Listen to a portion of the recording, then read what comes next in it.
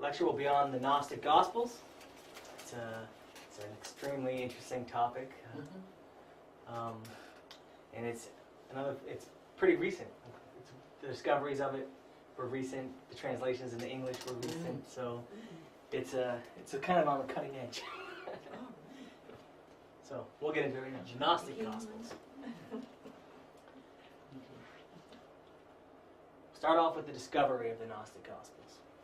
So in December of 1945, 6 Bedouin camel drivers unearthed one of the greatest archaeological discoveries this century.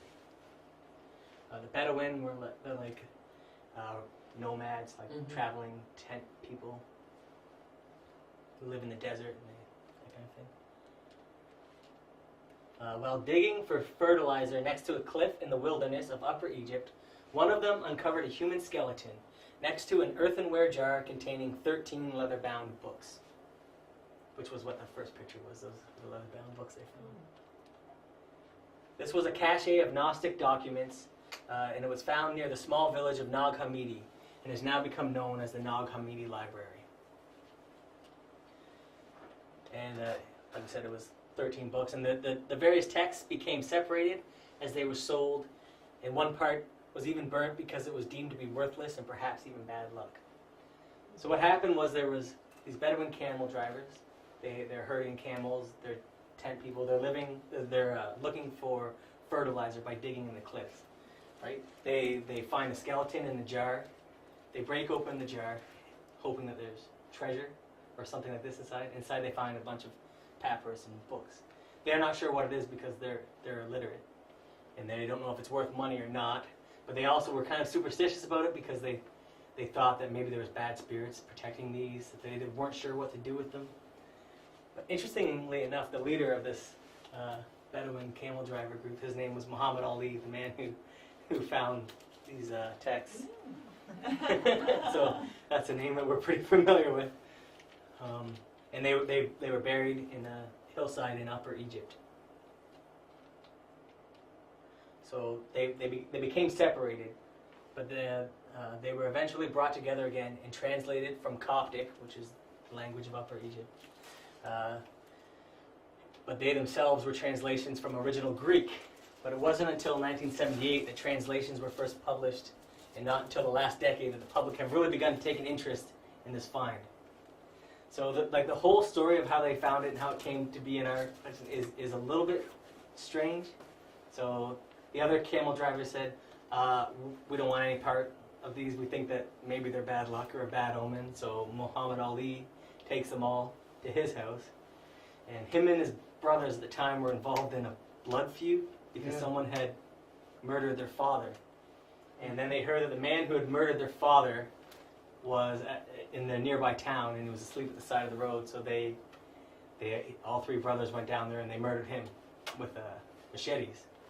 And then Muhammad Ali became nervous and scared that he thought these were going to be valuable. They would bring him money. So he said, the police are going to come looking for me because now I'm involved in a blood feud murder. So he gave them to a local priest. The local priest had a visiting relative who was some kind of scholar. He looked at them and said, no, these are worth something. We have to find where the rest of them are, and we have to gather them back together. And then, so they were found in 1945, but they weren't translated fully until 1978. And there was a lot of people interested in the translations, and a lot of people nervous about it, particularly church groups didn't really want these translations coming out. They didn't want the Gnostic, the Catholic Church especially, and the watchdogs of the Catholic Church were there while people were translating them, and they were very concerned about what these documents would say. Did Muhammad Ali take the 13 to the priest and then? Well, he sold some and then gave some to others, and some of the guys. And then so he gave what he had left to the priest. Okay. Who gave them to his relative who was a teacher or a scholar of some kind. But how did he know how many there were? Did it say in one of the books? That's what even the scholars who study it today still say the story's bizarre and they're not sure exactly how they all came back. But even copies of it, like this is a copy of it in English, the Nag Hammadi Library. But even if you scan through it, some of the texts have large sections that are missing. Yeah. And large sections that are unreadable. And didn't Ali's mother also burn some? They Yeah. used it for fire? Yeah. Yeah. They used it for fire because they didn't know what it was, and it was really Yeah. cold. They used it as like almost like kindling to start the fire. Yeah. So So, yeah, she admitted to that. yeah, so it's an interesting history. There's a real interesting history behind it. But within these 13 books were found 52 separate tractates that were produced sometime in the late 4th century from earlier texts. So basically, inside of these 13 books, altogether there was 52 separate books. Almost like how the Bible, it looks like one book because it has a cover and a back, but there's really 27 books in the New Testament and however many in the Old Testament Phil would know. But and these ones, the ones that they found, were produced sometime in the late 4th century, so like 4 AD. But they were copied from earlier texts, almost like these books here. Yeah. Say they were printed in 2001, Mhm. but Samuel and War wrote them in the 70s, Mhm. just a newer version.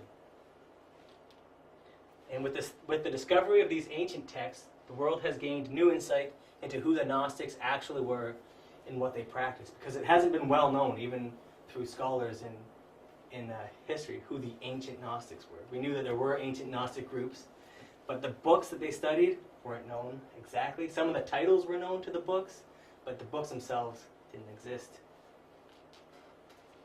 So when these texts were hidden 1,500 years ago, it was under the threat of violence and punishment. Throughout the ages, the Gnostics have been hunted and persecuted for claiming to be able to directly experience the divine, directly. So they were hidden on purpose because around 1,500 years ago, as we know, is when the church started to form. They started to form what was going to be their orthodoxy and which books were not going to be their orthodoxy. And as we'll see, this led to these being hidden. But we'll get there. So until 1945, when the Nag Hammadi Library was discovered, all the information about the Gnostics came from the books written by the Orthodox Church Fathers, which attacked them and mocked their beliefs. The main authors being the Orthodox Church Fathers Irenaeus, Tertullian, and Hippolytus, who all wrote lengthy volumes that defined and attacked what were heretical beliefs. So with the discovery of the Gnostic Gospels, the true image of the ancient Gnostics has become clearer. So modern views on Gnosticism were forced into a major reevaluation. Almost 2,000 years after their creation, the Gnostic teachings challenged the tenets of Orthodox Christianity and enlivened the practical application of Jesus' teachings for those who could understand them. So this was the interesting thing about the Gnostics. People knew they existed, scholars knew they existed. But why did they know? Because there was Orthodox Church Fathers. The Orthodox Church would be what became the Roman Catholic Church. That's right. But at one time it wasn't the dominant form of Christianity. There was many forms of Christianity, and then the church was formed. And so the Orthodox Church Fathers, Irenaeus, Tertullian, and Hippolytus, I'm not sure exactly how you pronounce these names, they wrote volumes attacking heretical beliefs. So they wrote, Irenaeus wrote a 5-volume work on heretical beliefs. And in his book, he would quote from Gnostic books. He would say something like, in the Gospel of Truth, the Gnostics claim this. But he would kind of skew what they believed. So scholars had the names of the books, some of the Gospels they had, but they didn't exactly know what was contained in them because it was through the eyes of the people who opposed them that they got their information from. These church fathers kind of made them seem like that they were like wild, that they were lascivious, that they practiced kind of all the things that we associate, or maybe some people like Christians might associate paganism with, like wild orgies and just like weird, strange behavior like this, because they always attacked them and said that they were ascetic, that they thought that the physical world was evil, and that way they hated their bodies, so they did all these strange things. Turned out not really to be the case once we found the Nag Hammadi Library. So the discovery of these genuine Gnostic texts shed new light on who Jesus and the apostles were, and they give us new insight into what they believed and practiced. These 52 tractates that are contained in these 13 books, they are all Gnostic in their content. and they are thought to have been written down 50 to 100 AD. They contain sayings of Jesus that were never before seen in the New Testament or any other books. It is believed that these texts were buried by the Christian monks who lived in a nearby monastery to protect them from being destroyed by the Orthodox Christian Church, which had been newly formed in 325 AD. That's when the church was formed, solidified. So there was a monastery that was fairly close to where these books were found. So they thought, instead of burning them like they were ordered to do, they tried to preserve them by burying them for someone else to find 1,500 years later. So, because even in their mind, they thought that they knew these books were as old as any of the books written in the New Testament. They all claimed to be written by apostles, just like all the books from the New Testament. They just had a different point of view. The church is newly formed. Maybe these monks are thinking, well, maybe let's not just burn these right away. Let's bury them and see if they change their mind on what's going to be orthodox or not. That is the most likely case of why they ended up where they did. So that's kind of a brief overview of the discovery and how important it was. Because up until that time, there wasn't much known about them. There are a couple texts that people knew, a couple of letters that survived that were Gnostic, but most of the information, 90% of it, came from people who were opposed to them.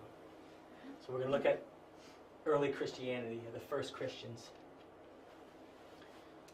Another interesting fact is that even today scholars don't know of Gnosticism, the way it's portrayed in these books. If it predates or postdates Christianity, they're not sure if it's older, or if it's newer, or if it came about at the same time, or if Jesus was part of a sect who were, they were Jewish, but they had almost a Gnostic belief. Like this group is called the Essenes. It's kind of popular in culture today, talk about the Essenes. Anyways, in the early century, Christianity was a term that encompassed a diverse range of groups.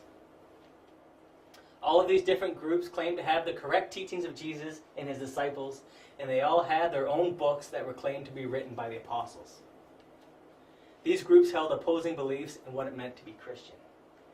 So to understand this, we can look at Christianity today and see this same kind of phenomenon happening, right? There's Roman Catholics and Protestants and Lutherans. They all have different translations of the same book. A lot of people have a lot of Protestant religions use the King James version of the Bible. Catholics use the Standard translation. Then you have other groups who say that they're Christian, and they use their own translations of the Bible, like the Jehovah's Witness, who use the New World Translation of the Bible. And then you have groups who don't even use the New Testament, who say that they use it, but they also have other books that they find are more important, and they say they're a Christian. For example, the Mormons, who have the Book of Mormon, but also say they're devout Christians. So all these groups say that they're Christians. They all say they're following Christ, but the idea of how they do that seems to be diametrically opposed to the other ways of the Christians, right? Some Christians, like Catholicism, the virgin birth is very important. There's all the saints, the hierarchy of saints you can pray to. In Protestantism and other forms, that became less important. And ideas like this, like some like, I know Catholicism the most because I was raised that way. I'm not 100% positive on some of the other, but I've studied it a little bit. But I know, like Catholicism, for example, they stuck to the idea that there's going to be a judgment day, and on this judgment day, people's physical bodies are going to raise to heaven. This is even, that's the tenets of Catholicism. There's many other Christian groups who say, no, this isn't true. We can prove it with science because bodies decompose. It's made of matter, so it's not the physical body that raises on judgment day, but it's the spirit or the soul of somebody who raises on judgment day. I was raised Catholic too, but is cremation then something they don't do? Because I don't know of anybody who's Catholic who was cremated because they think Right. they're going to get up the Yeah. body out of that coffin. I think that's where that comes from, yeah.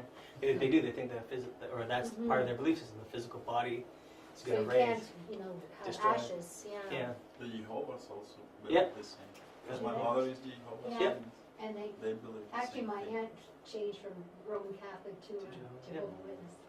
But basically, we're not really attacking any of the groups. We're just saying these are Yeah. all these groups.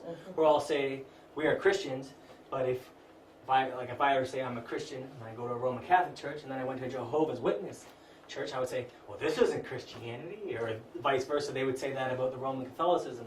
This was how it was in the early times as well, except for, if you can imagine, the groups were even more diverse than that.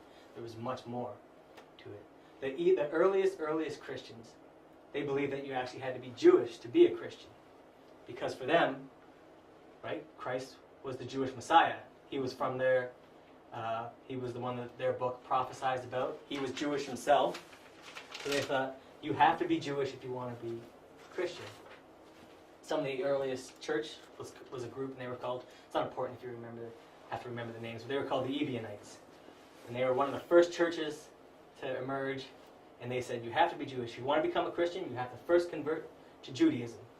But what else that they did was strange is that they all became vegetarians too, because they only ate meat that was kosher, that was sacrificed. But now the Messiah came and he sacrificed himself for the people, so there's no longer a need to have sacrificial animal killings to God. So it wasn't like it was totally spiritual. Just thought, well, we're believers in the Messiah. We don't need sacrificial killings of animals. Now we only eat vegetarian food. And then there was other groups who came along who said, no, you don't have to be Jewish at all. As a matter of fact, Jesus came. He gave the message, and now that message supersedes the books of the Old Testament. So they said that you should not be Jewish to be a Christian. So they were called the Marcionites. And none of them also really agreed on what the tenets of Christianity should be at that time. Some people thought, like the Jewish sects, they said, no, Jesus was a physical man. And at one point he incarnated a being that was the Christ. And at this point it's documented even in the New Testament at this point, although in some Bibles it was changed what was said, but it's when he becomes baptized by John the Baptist in the River Jordan. And he comes up and God says, you are my son, and who I have now begotten, and I am most pleased. In some Bibles it doesn't say that, because they say, no, he was always divine. It didn't happen at the baptism. These are just examples of where they had differences of opinion. But there was no real set belief in, why didn't they just look to the New Testament to see, who's right and who's wrong? Let's read the book and see. Well, the New Testament did not exist. The books were written. They hadn't been collected. Some books existed in some regions and some in others, but they did not all exist together. And on top of that, there were many more books that also existed that were just as holy, that were also claimed to be written by apostles, and all that kind of stuff. So that brings us to, in 325 AD, 325 years after Jesus' death, or about that, the Emperor Constantine, the Emperor of Rome, held the Council of Nicaea. This was a really important event in the history of all of humankind. So he holds this Council of Nicaea with the aim of unifying Christian belief and settling the theological differences. That's what this whole council is about. Emperor Constantine is thought to be the first Christian emperor of Rome. The first one who, although they say that his conversion to Christianity was more of a political move to unify Rome, and that he wasn't actually baptized until almost near his death. But anyways, he was the first Christian emperor. Being the first Christian emperor, he also wanted to unify what the term Christianity was. So at this Council of Nicaea, it is here that we find the first official proclamation of what is to be Orthodox Christianity. It is here that all the accepted books are gathered together to form the first ever canon of Christian texts. This canon is what we now call the New Testament. So at this Council of Nicaea, they gather together all these books. They decide which ones are going to be accepted into the canon and which ones are going to be rejected. Many books were excluded, including the Gnostic Gospels found in the Nag Hammadi Library and another Gnostic book of great importance called the Pistis Sophia. So what is the canon? The canon is like their collection of authoritative books. So they decided what was going to authoritatively be Christian. They held the council. They had many of his church members go through it and decide which views they are going to adopt. And then after they decided what they were going to adopt, they suppressed the other versions of Christianity that existed. That is what this is actually a picture of the council of Nicaea. You see them burning many holy books. And then up here you see that there's a little bit of hope because some of these books are escaping. They're flying away. So that's what the picture is depicting. So this was a tremendously important event. They didn't, it wasn't like, at this point you didn't see the spread of Christianity by like the sword and anything like that like you did in the Dark Ages. But at this time, this is when they kind of put Christianity under the microscope. They said, these are what the books we're going to accept, and these are the books that we're going to reject. But who were they that made that decision? Yeah, that's right. Was it spiritually motivated, or was it politically motivated? Well, it's the Emperor of Rome, and most likely politically motivated, because he's very interested in the politics of Rome, yes? Can you briefly say what that other book is, that Pistis Sophia? Yeah, What is that? it'll be in here, but Oh, we'll talk about it, and then we can talk about it after, too. It's a Gnostic text that had escaped the fires and everything, and it re-emerged. Someone found it in somebody else's library, and I don't know how that's possible, like a personal library. They were just going through his library, and all of a sudden, like, well, what's this? Oh, it's the Pistis Sophia. They translate it. It's a Gnostic text. Then there's a whole bunch of controversy, like, well, no, we think it's only as old as maybe the 12th century, the early medieval And time. what language was it in when it was found? I believe it was in translated? Coptic in Egypt, but I think it's in here, or it was either Coptic or Greek. Greek.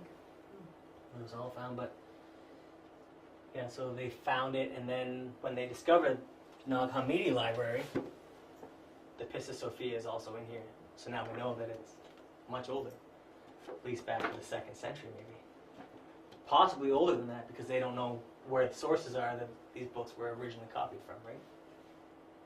So these Gnostic texts were banned by what was now officially the Orthodox Church, and they were ordered burned. The Orthodox Church eventually attempted to wipe out the words of the Gnostics from history, destroying their spiritual texts wherever they were found in an effort to reduce all opposition to the beliefs and doctrines of the Orthodox Church. Seeking to wipe out any opposition to their doctrine, it was then that the widespread persecution of the Gnostics began, and their texts and study of them were forced underground. And it remained that way until these texts were recently rediscovered, bringing with them the lost knowledge of a small group of people who had only been known to history through those who despised them. So it's very interesting on the people who claim to have written these Gospels, who they're written by. As we'll see, a couple of these Gospels claim to be written by brothers of Jesus. One of these Gospels claims to be written by Mary Magdalene.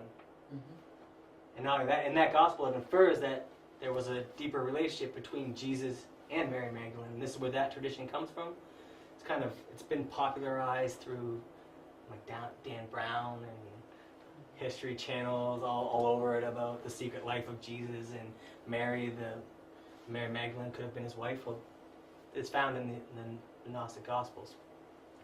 The Gnostic Gospels are also written fairly plainly, so they're easy to understand, whereas the Pistis Sophia, when it was first discovered, it's a hard book to understand. But we'll look more at that. Yep, so it's hard to know any group through the eyes only of the people who are trying to eradicate them or to make them look bad. But that's all that that scholars basically had, or that we had, that survived of ancient Gnosticism. So now we're going to talk about St. Paul of Tarsus.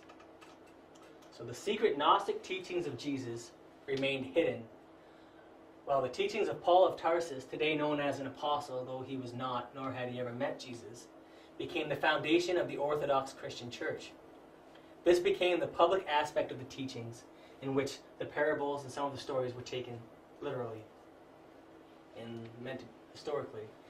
In the New Testament, I forget the exact number right now, but Paul of Tarsus is said to, I believe, written 14 of the 27 books that are contained in there. All the letters and the epistles were written by Paul. St. Paul, he was a Roman, and before he converted to Christianity, his job was to persecute the Christians. And then he was on his road. He was on a road walking to go and persecute disciples of Jesus for spreading Christianity, when he said he was struck by lightning, and the Lord came into him, and he converted to Christianity. And Orthodox Christianity, the New Testament, is mostly made up of the writings of this man, for a large part. Like the Gospels aren't. And it's fairly interesting. There is one book in the New Testament that is much different than the rest of them, and it is Gnostic in its content. I don't know if you're familiar with the New Testament, but if anyone want to take a guess, there's a really strange book in the New Testament that seems like it doesn't belong there. You know? It doesn't. It's the book of Revelation. Yeah, the Revelation of John. It's very. If you read the other books, it's kind of strange. The symbolism in it is strange. It's hard to understand. This is the book of the seven seals. Talks about this. 7 seals being the 7 chakras, the 2 witnesses, Ida and Pingala. It's very coded, but it's a Gnostic book that was extremely coded, so they thought it was kind of like a Judgment Day book, so they just left it in. Didn't quite understand what it meant, so they didn't alter it all that much either, which is interesting. Okay, so we're back on Paul. Once the apostle James the Just, who is referred to by Jesus as his brother, was murdered, the teachings of Paul were able to take off virtually unopposed. And it was not long after that the church was officially established, endeavoring to spread the teachings of the Bible as we know it today, in which the Nag texts were excluded. So, what we're coming to see is there may have been 2 forms of Christianity. Even though there was lots of different types of Christianity, there was 2 forms. There was the form that became Orthodox, and there was the more esoteric form of Christianity, the more Gnostic form of Christianity that was at the time led by James the Just, who was a brother of Jesus, one of his brothers. After Jesus' death, he continued the ministry of Jesus. And in the New Testament, he is referred to as Jesus' brother. In the New Testament, Jesus is referred to having several brothers, one of them named Jude also. But then people say, oh, it's like maybe they were cousins, or maybe they were brothers in the sense that Mary married Joseph, but Joseph already had sons, so these are his brothers. There's a lot of trying to talk around what the words say. I know it's not good to take them literally, but literally it says they are his brothers. Early Christian Gnosis. So the impact the life of Jesus had upon history is evidently significant. In his own time, he stirred up profound controversy and was condemned by many religious leaders who believed he was a threat to their traditions. Jesus challenged the common perceptions towards humanity and divinity, inviting the ordinary person to extraordinary possibilities. So sometimes we have these preconceptions about Christianity in general, like coming from a Catholic background. I have maybe not great feelings, or not good feelings at all towards like the Vatican or something like that, and sometimes the image of Jesus or the idea of Jesus gets lumped in with that. But a lot of these religious groups, and we're not attacking any of them, we're just saying that there was a message that the man delivered, and then there was these outer shells that were built around that. These outer shells contained many different dogmas and ideas of this is what Christianity is. These are rules and ideas that the man himself never actually said that they should be rules. They never said you should build huge fancy churches, you should pay money to some priest so that you can confess your sins to him in my name. These are ideas that came on later, almost 300 years after his death even. But in his time, he was like a rebel, almost. He was in the Jewish community, obviously, being a Jew himself. And what he was saying to them, they thought this guy is actually a threat. He's telling people almost that, look within, the work is on you, and we're trying to tell people that we're your holy intermediary between you and God, and you need us, so we have this position. And he's saying, you don't need an intermediary. Like psychics, interesting. Possible. So what he was saying at the time was condemned as being very radical, and it went against topical. So yet, even during his life, few grasped the deep meaning of his parables and symbolic teachings. Commenting to his small group of disciples, he said, and this is in the New Testament, this is in it, to you it has been given to know the mysteries of the kingdom of God, but to the rest it is given in parables, that seeing they may not see, and hearing they may not understand. And then Christians who will read this book will say, no, well, we are the ones that it's given to. We're the ones who it's not given to in parable. But here he's telling his disciples that he was telling them directly one thing, and to the others, he was hiding it in parable, in story form. So that those who were ready to receive at that time, which was a very radical teaching against the Orthodox Jewish church at the time, they would see it, they would understand it because they were at a certain point, and he told it in parable. So it's interesting now that some of the parables that were also later then told about him became taken as historical fact. Like parts of his life are now taken as historical fact. Like driving the merchants from the temple is a pretty popular one to talk about because the Jews in that time were very serious about the religion like they are now, and there's many people who say there would never be a marketplace in a Jewish synagogue. It wouldn't happen because it's very holy to them, especially one in Jerusalem. So saying, what is this parable? Well, he drives all the merchants from inside the synagogue or the temple. Well, it's a parable. He drives the merchants being the ego, the temple being himself. The whip that he's using to whip merchants with is the willpower. So people historically thought, well, no, Jesus got really mad. He picked up a whip and started whipping people to get them out of the temple. It's kind of a strange idea of trying to see that happening, but is it parable? It is a parable. It makes more sense as a parable. Even some of the things in his life that may have historically happened need to be looked at from a perspective of a parable, to see that he was living a cosmic drama. We will get more out of it by looking into it as a parable, trying to see, well, what did it represent? Instead of saying, no, it was a historical fact. Because then you get things like, Jesus died on the cross for our sins, and now we're all saved. But that's a position taken by Christian groups. I don't understand exactly what it means. Does it mean that we can do whatever we want, and when we die, we're saved because he came? And it's not very well explained. Look at this. So, and then another parable is I'm not sure how familiar people are with the New Testament, and it's not even necessary that you are, but in this culture, some people are familiar with it. So the first parable that's told, or the first historic event that Jesus does, is he goes to a wedding, he turns water into wine. This is a parable for the alchemical process. If you look at what's involved, there's a wedding, a union between a man and a woman, and the turning of water into a higher substance, the turning of wine into wine. So these are parables, and so now we start to see that even Jesus, when he was on his ministry, he gave one level of teaching openly and a different level of teaching to his close apostles. And that is what we're learning from this statement here. So Gnosis was taught this way during the time of Christ, and also whenever else it was given, because the nature of the teaching so challenged the opinion of the day throughout all the ages in which it appeared, that often for concern of ridicule or even death, it had to be taught in secret and contained in seemingly incomprehensible parables, myths, legends, and even art and music.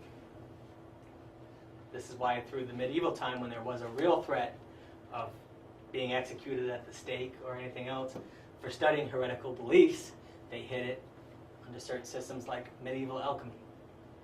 It was given as parables, as a cover story. We're trying to turn physical lead into actual physical gold. And then they had all these words like sulfur, salt, and mercury. These all related to deeper esoteric teachings.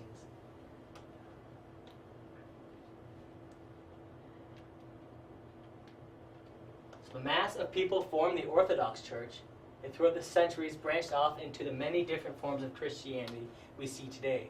However, Jesus demonstrated through the events of his life and death how to actually walk the spiritual path, illustrating in a real way how each person can die, resurrect, and be born again through the secret techniques he taught in parables, and showing how man can become a god and obtain immortality. So the mass of people form the Orthodox Church. It is being promoted by the emperor at the time. But it's also well documented that the emperor at the time he's supported, as he maintained political power, he's supported by the legion or the army. So the army at the time, none of them accepted Christianity. They thought of it as like some sources say they thought of it as more of a feminine religion, where the soldiers, they all practiced still some of the ancient mystery cults of Isis, and a big one was called the cult of Mithras.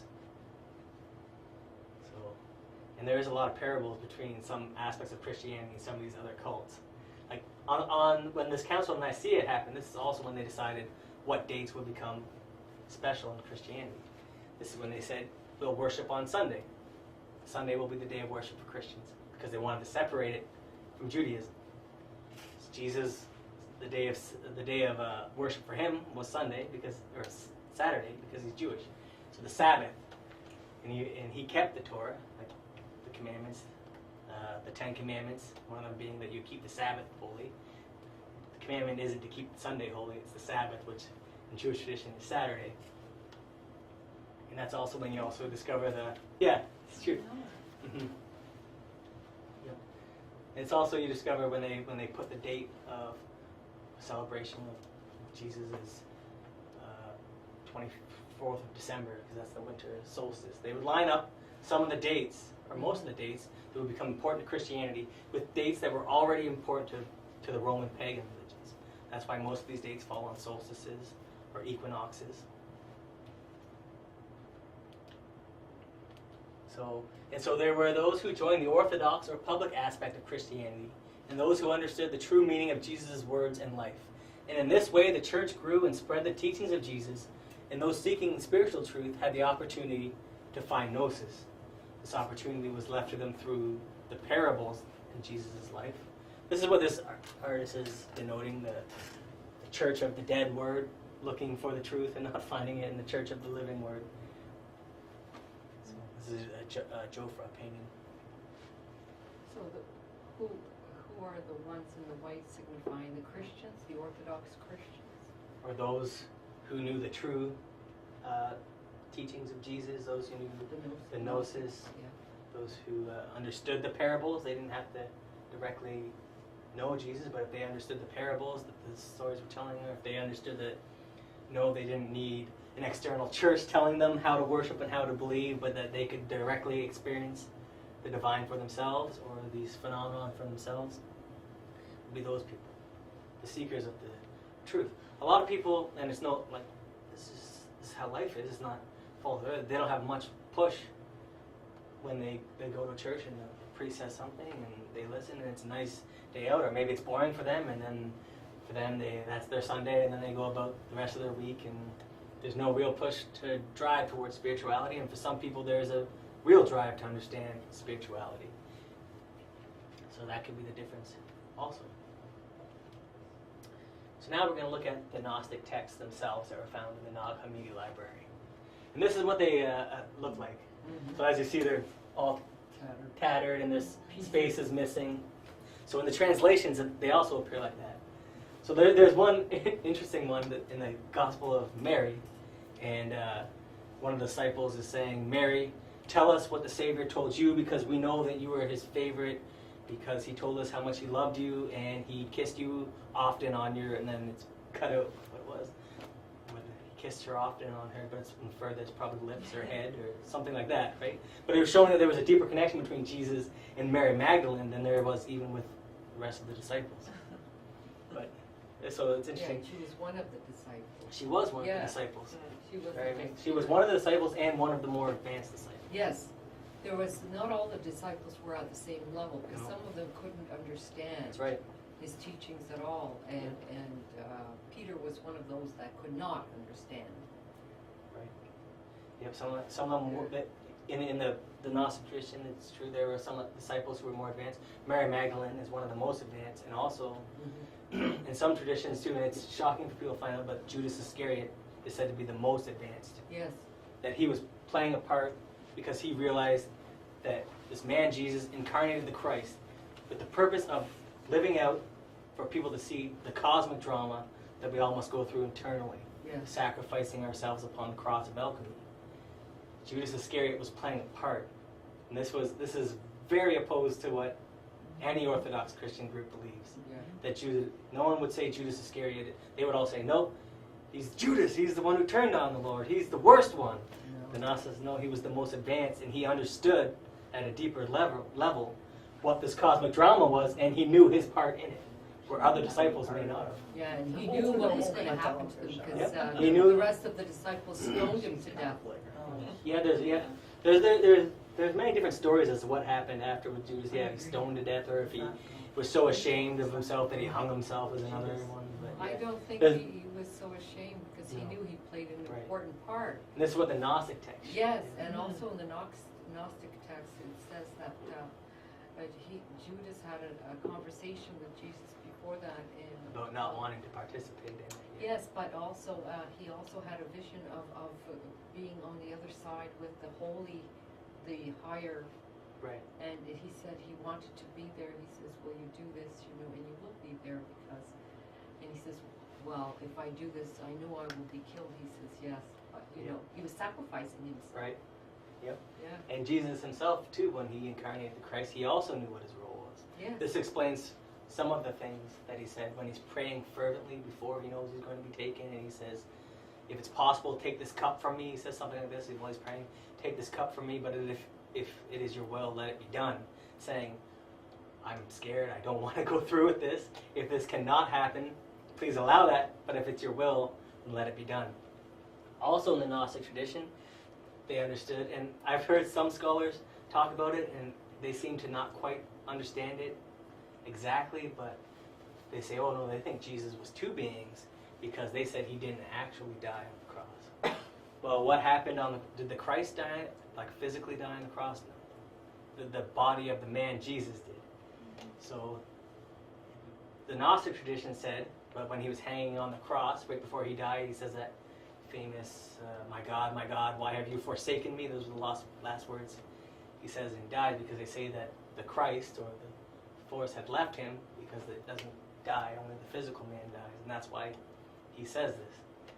Or in the Gnostic tradition, they say that the Spirit, or the Christ, appeared above the cross like an apparition, looking down at the body of Jesus dying, and was laughing because it knew that it was indestructible.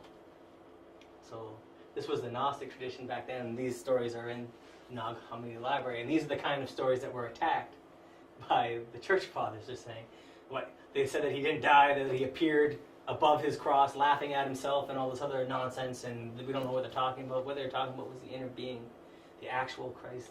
His higher being had left, and that was what was not really laughing at him. Well, he physically appeared laughing at him, but that they thought that they could kill the Christ, but the man died, but not the spirit or the soul. Was their idea. So back to the Gnostic text.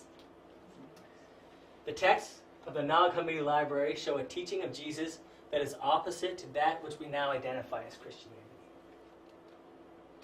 These texts contain stories about Jesus' childhood, explanations of the divine realm, revelations, esoteric accounts of the Genesis story that's found in the Old Testament, and many peculiar terms that are only found in Gnostic texts, such as aeons, logos, archons, light being, the pleroma, and the mystery of the bridal chamber.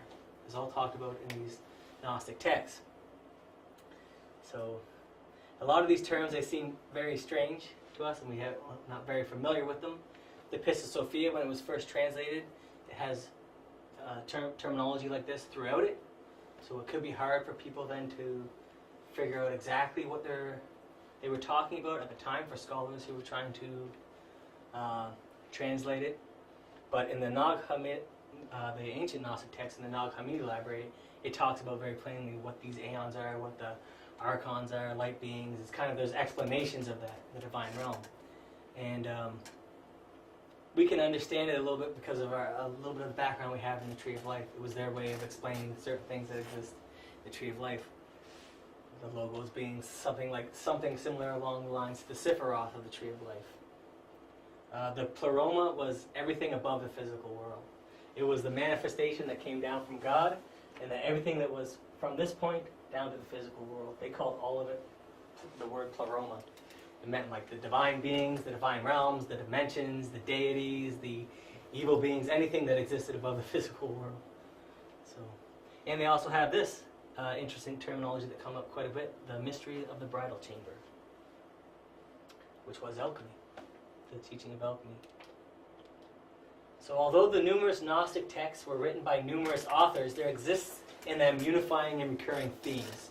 This is why they were probably all branched together in these 52 tractates. They weren't all written by the same people by any means, but they all had recurring themes or theological ideas that made them the same. These themes have come to be known as the tenets of Gnosticism by the scholars, university scholars who study what Gnostic text, what constitutes a Gnostic text. Some of what they include are the following. In these books, there's always the idea of dualism. There's a difference between matter, physical matter, and the spirit. There's a strong difference between the physical world and the divine world. So these are separate, and they almost looked at the physical world negatively and the divine world as what needs to be aspired to. This was part of the Gnostic text. They also had the idea of the true God. The God that they said was completely spirit, that was unknown by humans, but not only unknown, was also unknowable by humans. Whereas Christianity said God created the earth and this, and they say no, the true God, the real God, the God that created all, is so far from the place that we are that we don't know him, that he can't be known to us through our physical senses. Not only that, but he's unknowable because it's too big. He supersedes the intellect, the emotional, he supersedes it all for us to understand what he was. That being the case, they also believed that the physical world was created by lesser deities and a lesser God. So they had an idea of a true God and a lesser God that created the physical world, almost what they viewed as a prison for the spirit. But if you read the text, like scholars will say, they believe that an evil God created the physical world. But if you read the text, it doesn't really say an evil God. It says it was a God that was ignorant of who it was and where it came from. It was like the first creature ever created, almost. Same idea as the Kabbalistic, remember, it was the big man, the first thing ever made. This was kind of the same idea. It was made, it saw nothing but matter, and it started to create with that matter, and it thought, I'm God, because it had no clue of where it came from, created the physical world. We'll look into it a little bit. They all believe in a divine realm that exists concurrently with the physical realm. Also meaning that you didn't wait to be saved, you didn't wait to go to heaven by dying, you had to find it here and now. So they believed in the divine realm, which they called the pleroma. They believed in one source, one unknowable true God, from whom issued all the divine emanations, all the beings, the angels, the hierarchies, the really high elevated beings, that were the benevolent beings. They had a name for them. They called them the eons or the aeons. These texts have the idea of the divine spark, that part within man that is totally spiritual but trapped in matter. So we see a lot of these are very contrary to what Christianity today says. Christianity today says you have faith in Jesus and you will be saved because you already have a soul. They didn't believe that we did not have a soul, but we had a divine spark, a peace that came from the absolute, that we could fan into a flame, and that we would have to work on to incarnate the higher parts of our being, to incarnate the soul. They believed in redemption, but through a different way than regular Christianity. They believed the liberation of the divine spark through Gnosis, or self-knowledge. That correct knowledge brought liberation, not that Jesus' physical death brought liberation.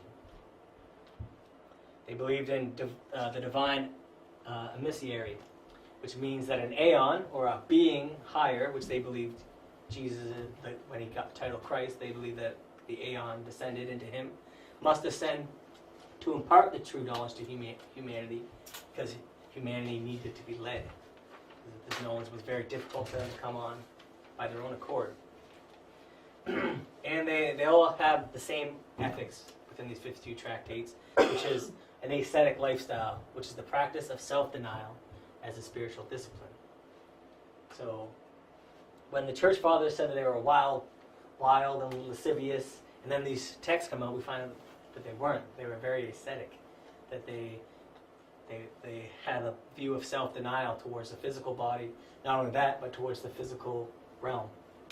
So they tried to deny certain physical things that we would consider pleasure, because they believed these were trappings of the physical world that deterred them from knowing the divine spark within them.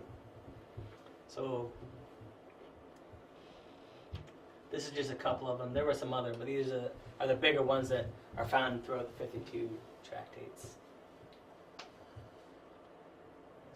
So now we're actually going to start talking about the Gospels. First one we're going to look at is also the most famous one. It was the first one that was ever translated from the Nag Hammadi library. It's called the Gospel of Thomas. The most well-known of the Nag Hammadi texts is the Gospel of Thomas. It was the first manuscript that was translated from Coptic, and you can perhaps imagine the translator's surprise to uncover those first incredible words. These are the secret sayings which the living Jesus spoke, and which Didymus Judas Thomas recorded. These are the first words translated from the Nag Hammadi library. These are the secret sayings which the living Jesus spoke. And they thought, well, we have something on our hands. This is something important. Now we're going to look at some of... the Gospel of Thomas is an important text found in the Nag Hammadi library because it contains 114 sayings of Jesus that were previously unknown. What this Gospel is just straight 114 sayings of Jesus. They're in no particular order, but they're also never found in the New Testament. And they're generally short, too. It's very interesting. But many of them challenge the Orthodox belief that one is saved through faith in Jesus, and instead claims that one is saved by acquiring the correct knowledge regarding the sayings of Jesus. So where the Orthodox Church says, through your faith shall you be saved, not through your works, they say, no, it's the opposite. You have to understand these teachings. This is what brings salvation. Not the death of Jesus did not bring salvation to people. Work on the self, understanding the self, is what brings salvation. So the author of the text identifies himself as Didymus Judas Thomas. So this is very interesting. The word Didymus means twin in Greek, and the word Thomas means twin in Aramaic.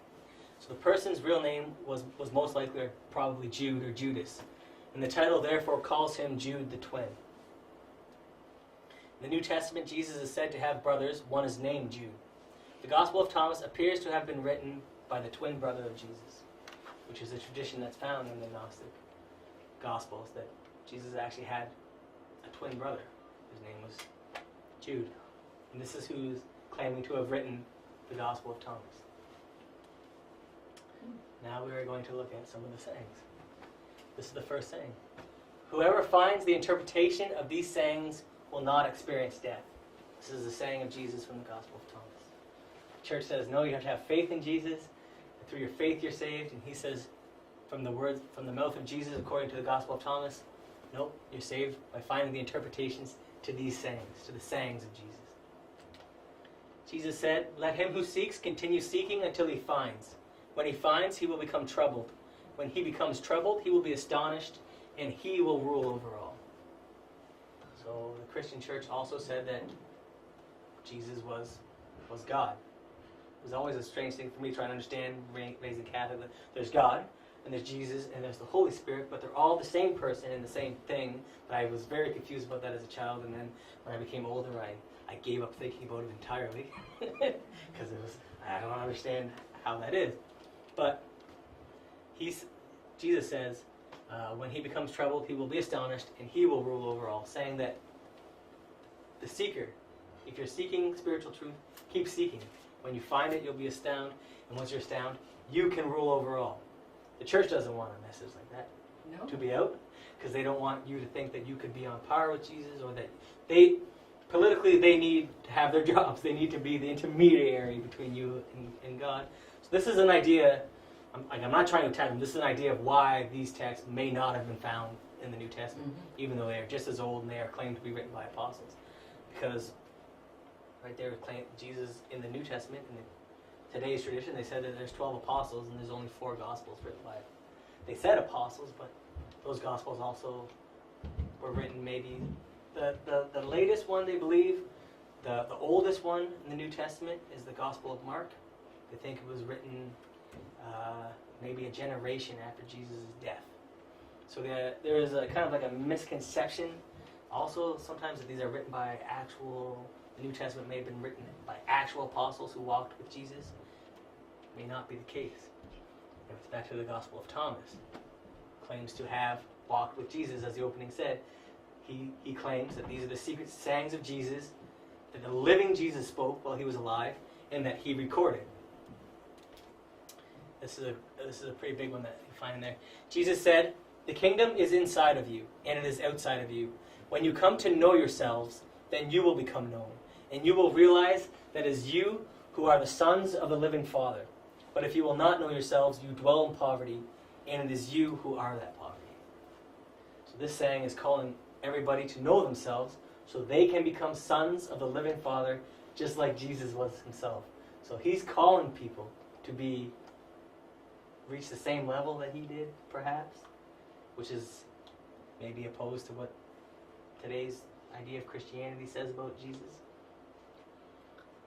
But also that the kingdom is inside of you and it is outside of you. So it is existing internally inside you now, exists outside of you. Not that you have to die and then go to heaven, that it's here and now, but... Excuse me. So these are the numbers that the sayings appear in. The Pharisees and the scribes have taken the keys of knowledge, the Gnosis, and hidden them. They themselves have not entered, nor have they allowed to enter those who wish. This is him criticizing the scribes and the Pharisees of the day, saying that they didn't understand the true teachings of what would then be the Torah, and that they have also skewed it so that others can't understand it. But Jesus said, "It is to those who are worthy of my mysteries that I tell my mysteries." This is inferring that he did have perhaps a public teaching and a secret teaching that he gave to his disciples. His disciples said to him, "When will the kingdom come?" Jesus said, "It will not come by waiting for it. It will not be a matter of saying, 'Here it is,' or 'There it is.' Rather, the kingdom of the Father is spread out upon the face of the earth, and men do not see it." So many of these sayings are very powerful, and in a small amount of words you can see how opposed they are to what Orthodox Christianity is today. But it's also a deeper understanding of spirituality. Another book we're going to look at was called the Apocryphon of James. The Apocryphon usually means like a hidden book or a book that wasn't known. We're only going to look at a few of them. I don't know, maybe 4 or 5, but there are 52. But these are ones that I thought were maybe a little on the important side. So according to this text, the Apocryphon of James, Jesus appears to the disciples 550 days after his resurrection and takes Peter and James aside to fill them and give them his final teaching. He then ascends to the Father's right hand. So it claims to be written 550 days after the resurrection of Jesus. These are events that are claimed to happen after Jesus died on the cross. Same with the book, the Pistis Sophia. It also has teachings that are said to occur up to the beginning 11 years after the resurrection, where he taught his disciples, and well, this is strange. What does this mean? How does he teach his disciples after his death?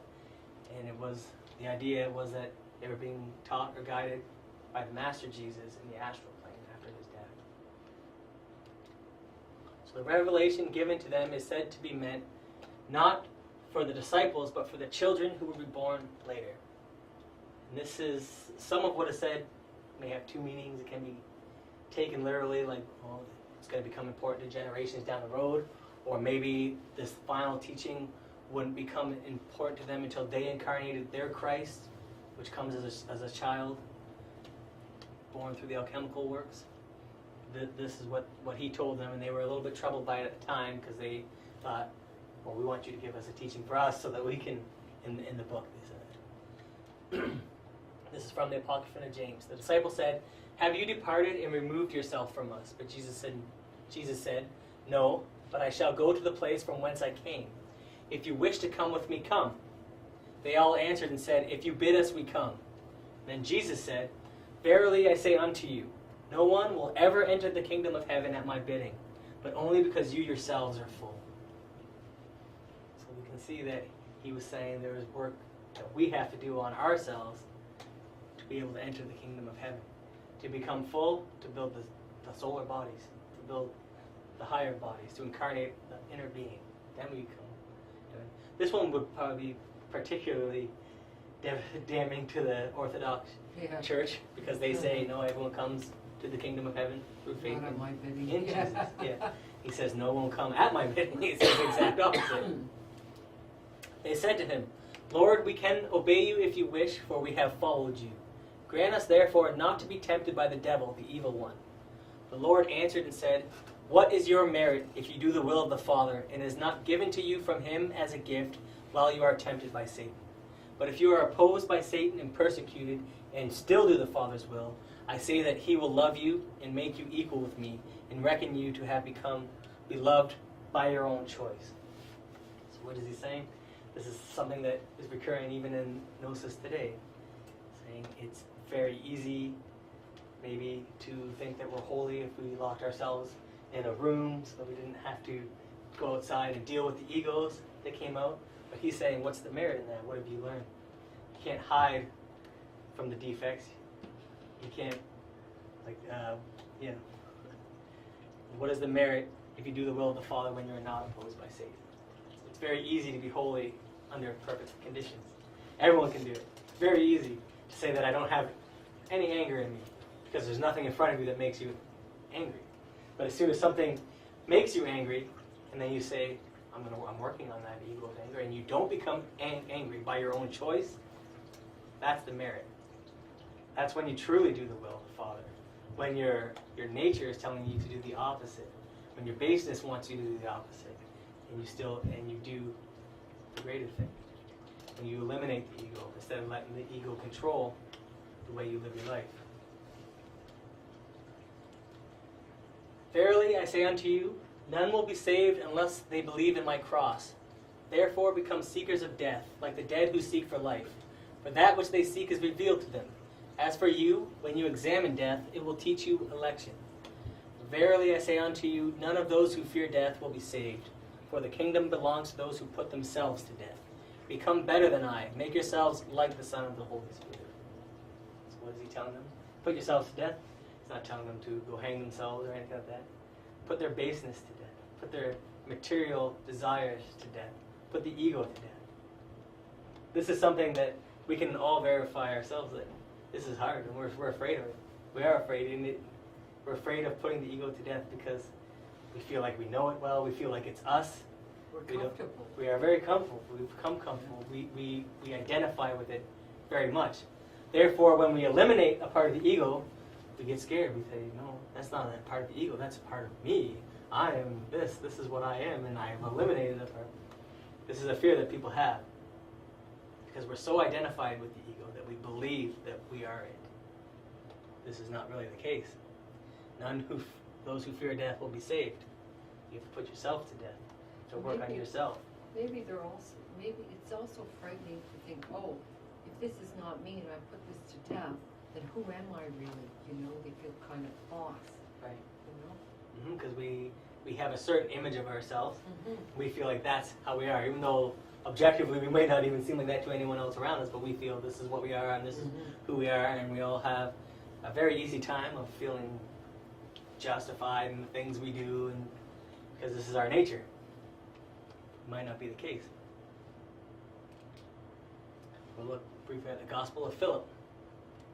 The Gospel of Philip is a compilation of short sayings and stories about Jesus.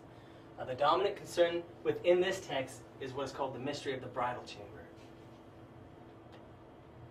According to this gospel, the problem of humanity arises from the separation of the sexes. When Adam and Eve became separated, the original androgynous unity was broken. The purpose of Christ's coming is to reunite Adam and Eve. This is something that you may have heard before from previous lectures. We were talking about, and Master Samael has talked about this kind of idea. It's very interesting for me to read the Gnostic Gospels and study them, because we see that much of what Samuel Moore was saying in his books is also part of ancient Gnosticism, although he himself, I believe, never came in contact with these books. he died in 77, and the translations didn't come out until 77 or 78. 78, yeah. Yeah. Mhm. So this is from the Gospel of Philip. When Eve was still in Adam, death did not exist. When she was separated from him, death came into being. If he enters again and attains his former self, death will be no more. A bridal chamber is not for the animals, nor is it for the slaves, nor for defiled women, but it is for free men and for virgins. The animals, the bridal chamber not being for the animals. I have seen scholars where they say, well, they're talking clear laws about it here, that the Gnostics do not believe in any kind of bestiality or something vulgar like this. But we can take it more like the animals, the animal passions. Bridal chamber is not for the lust or for the desire, nor is it for the slaves, the people who are slaves to their desires, or as we modern Gnostics say, the ego, nor for defiled women, but it is for free men and virgins. Meaning for people who are working spiritually. It doesn't have to be taken literally as meaning virgins and free men, free from the ego, women who are free from the ego and the desire. The powers do not see those who are clothed in the perfect light, and consequently are not able to detain them. One will clothe himself in this light sacramentally in the union. To the Gnostic, the powers were like the higher beings, but the higher beings who were involved in the operation of the physical world. So to them, they saw these powers not really as in a good context. They thought that these powers or higher beings were there to trap them in the physical world. So, and they're saying those who are clothed in the perfect light, the powers will not be able to detain them. How do you clothe yourself in this light? You work sacramentally in the union. So this language seems to be fairly I plain. don't understand what it's saying. The union. To work sacramentally in the union is to work in alchemy, to work in sexual alchemy. The light that clothes the individuals who works in the union would be the light of the solar bodies, or because like I said, the powers to them were like a negative thing. It was like a way of saying like the deities who control the physical world won't be able to detain those who work on building the spiritual bodies. Oh, okay. So if they build the spiritual bodies sacramentally or sacredly in the union or the bridal chamber, the powers that control the physical realm won't be able to control them. And they'll be able to ascend to higher dimensions and higher realms. Okay. Those who say they will die first and then rise are in error. If they do not first receive the resurrection while they live, when they die, they will receive nothing. So this is another one that is diametrically opposed to what Orthodox Christianity says. So, the resurrection, the birth, the second birth, to die to create those bodies. Basically, the church's idea, when it was made as a political system, was to tell people, be good citizens and be good people, and then when you die, if you were good your whole life, you go to heaven. And still today, this is the idea that's maintained. So in the Gnostic Gospels, this idea is more prevalent. Do not wait to be saved. You have to save yourself now and here. Why? Because you yourselves are full, not because someone has saved you already. If woman had not separated from the man, she should not die with the man. His separation became the beginning of death. Because of this, Christ came to repair the separation, which was from the beginning, and again unite the two, and to give life to those who died as a result of the separation and unite them. But the woman is united to her husband in the bridal chamber. Indeed, those who have united in the bridal chamber will no longer be separated. So, What did he mean? The problem started when Eve separated from Adam. right. They Talking believed about there the was separation of the sexes, but not only that, with the separation of the sexes became the sexual conundrum, the problem of sexuality. So when the two separated, when they started to spill the sexual energies, then they fell. And this was the degeneration of humankind. So at one point they were androgynous. Right? That's like back into the separate races, yep. But this could even be That's talking true, more yes, about yes. the actual sexuality that has caused people to breed the ego, right? Because if they had not separated, not even talking about the physical separation when they were androgynous, but even if they had not separated, they still remained separate sexes, but one being through the practice of like tantra or alchemical process, then they should not die, but physically die, no, spiritually. Well, were they in one physical body then? At one time, long, Mhm. like back, long, Yeah. they were, yeah. So how did they multiply? Did they Body? Don't you reproduce? remember that? Yeah, this was a lecture from Yeah, Queen's yeah. Bee, but yeah, Yeah. they were androgynous, and some of them multiplied like cells.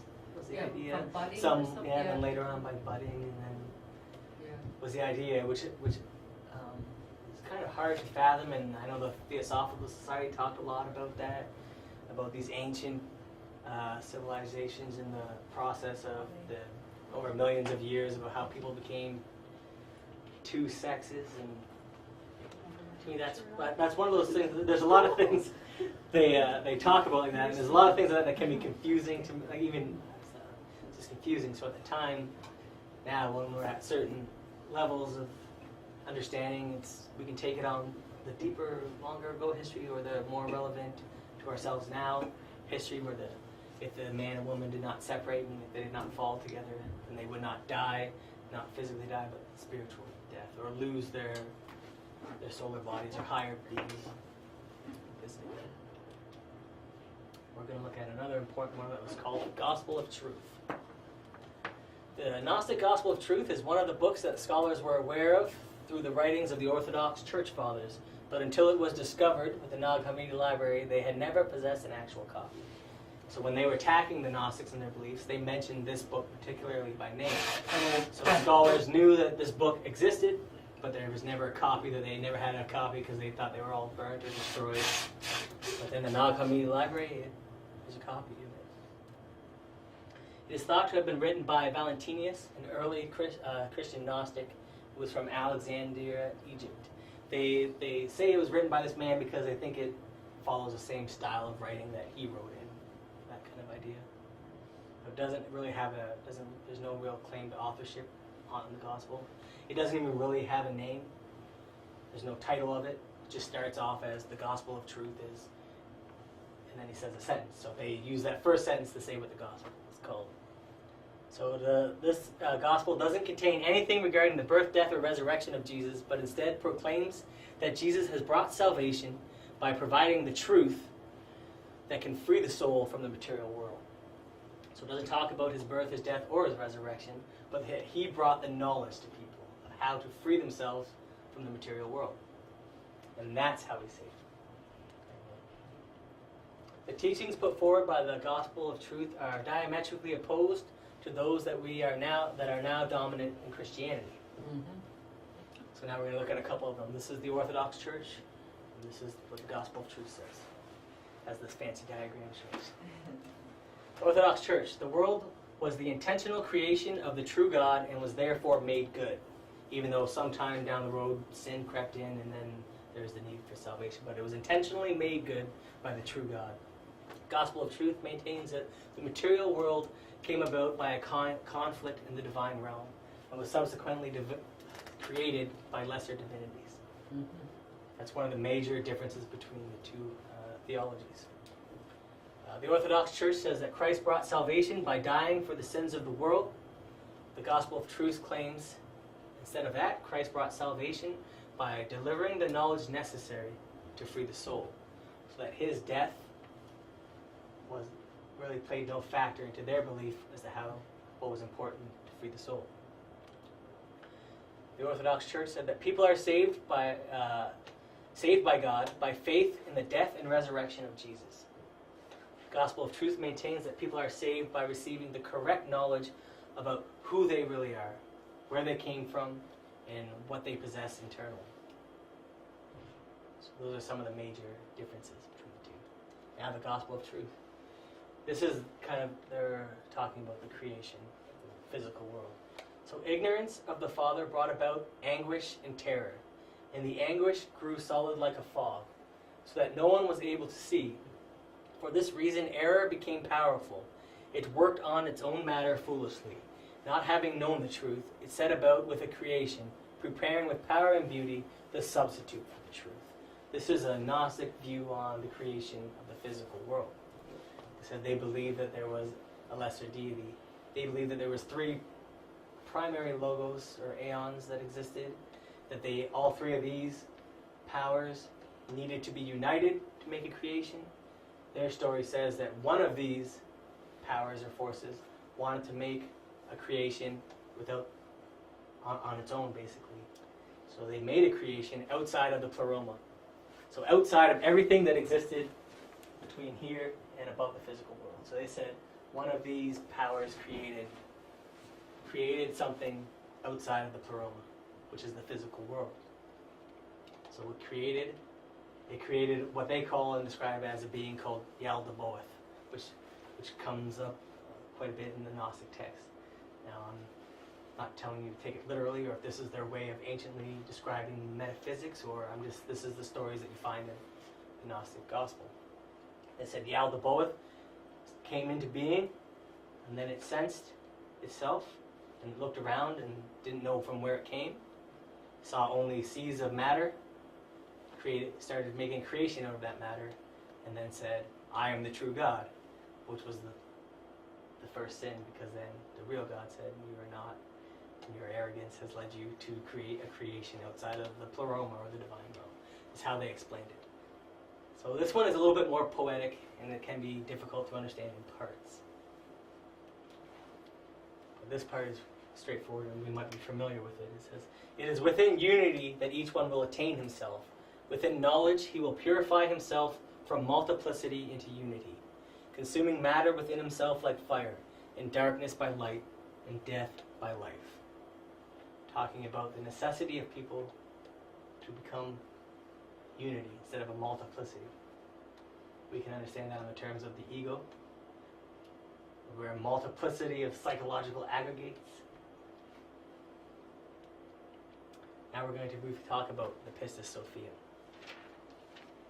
So those were just some of the Gnostic Gospels. Like I said, there's 52 of them in the Nag Hammadi library. Some of them explain in more detail and it's more easily understood some of the concepts I was talking about, especially when it comes into their idea of the creation of the world and some of the terminology they use, like aeons and pleroma.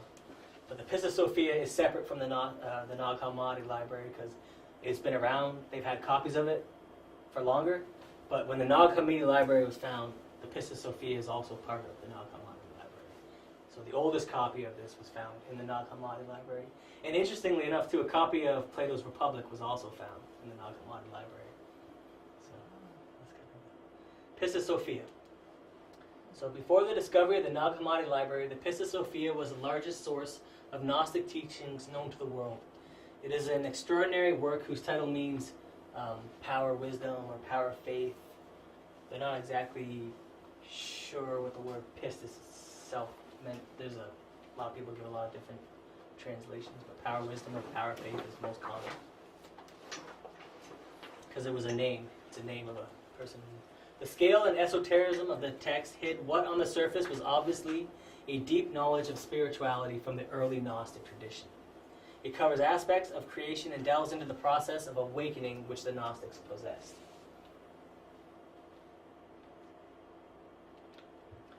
This epic manuscript was purchased by the British Museum in 1795 from a doctor who had obtained it from an unknown source. It's kind of obscure as to how it came into circulation again. Finally emerging from obscurity after having been banned in the 4th century at the Council of Nicaea. The writings themselves have been dated to 150 to 300 AD and were written in the Sahidic dialect of Upper Egypt, although originally composed in Greek. But it wasn't until the 1850s, over half a century after they were discovered, that work began on their translation. And this copy that I have here, was translated by G.R.S. Mead. It's one of the earliest translations. He was a theosophist. Theosophy is one of those movements throughout time that was concerned with Gnosticism.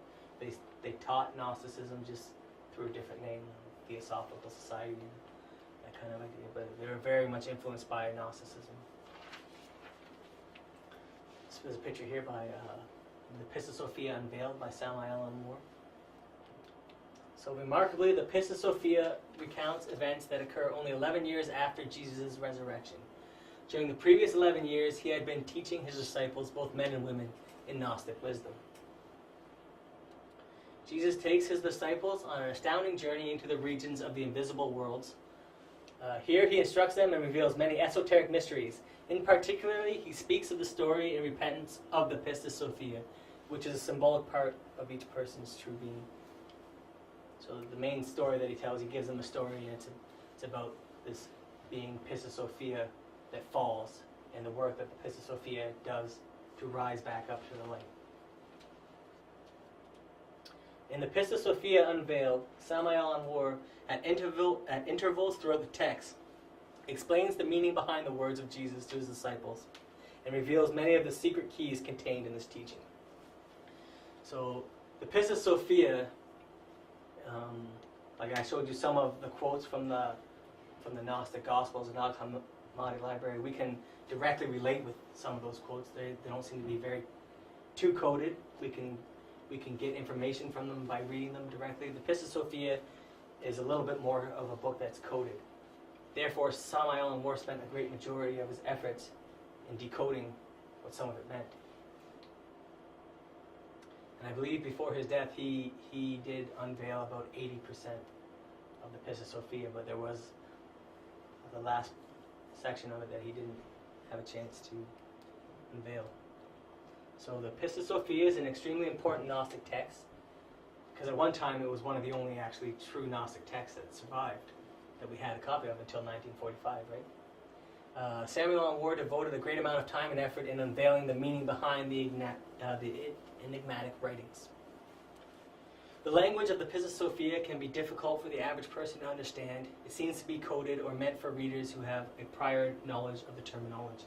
This is before I'll give you an example. And when I say difficult for the average person to understand, it can be difficult for anyone to understand. This is how it starts.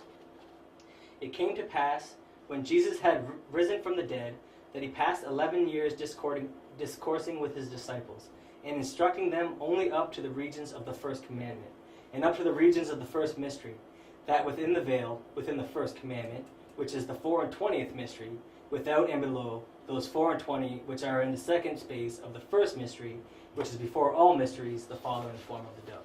Oh my God! Excuse me. I don't Yeah. get that. Oh, well, it's very coded and it's very difficult Yeah. to understand.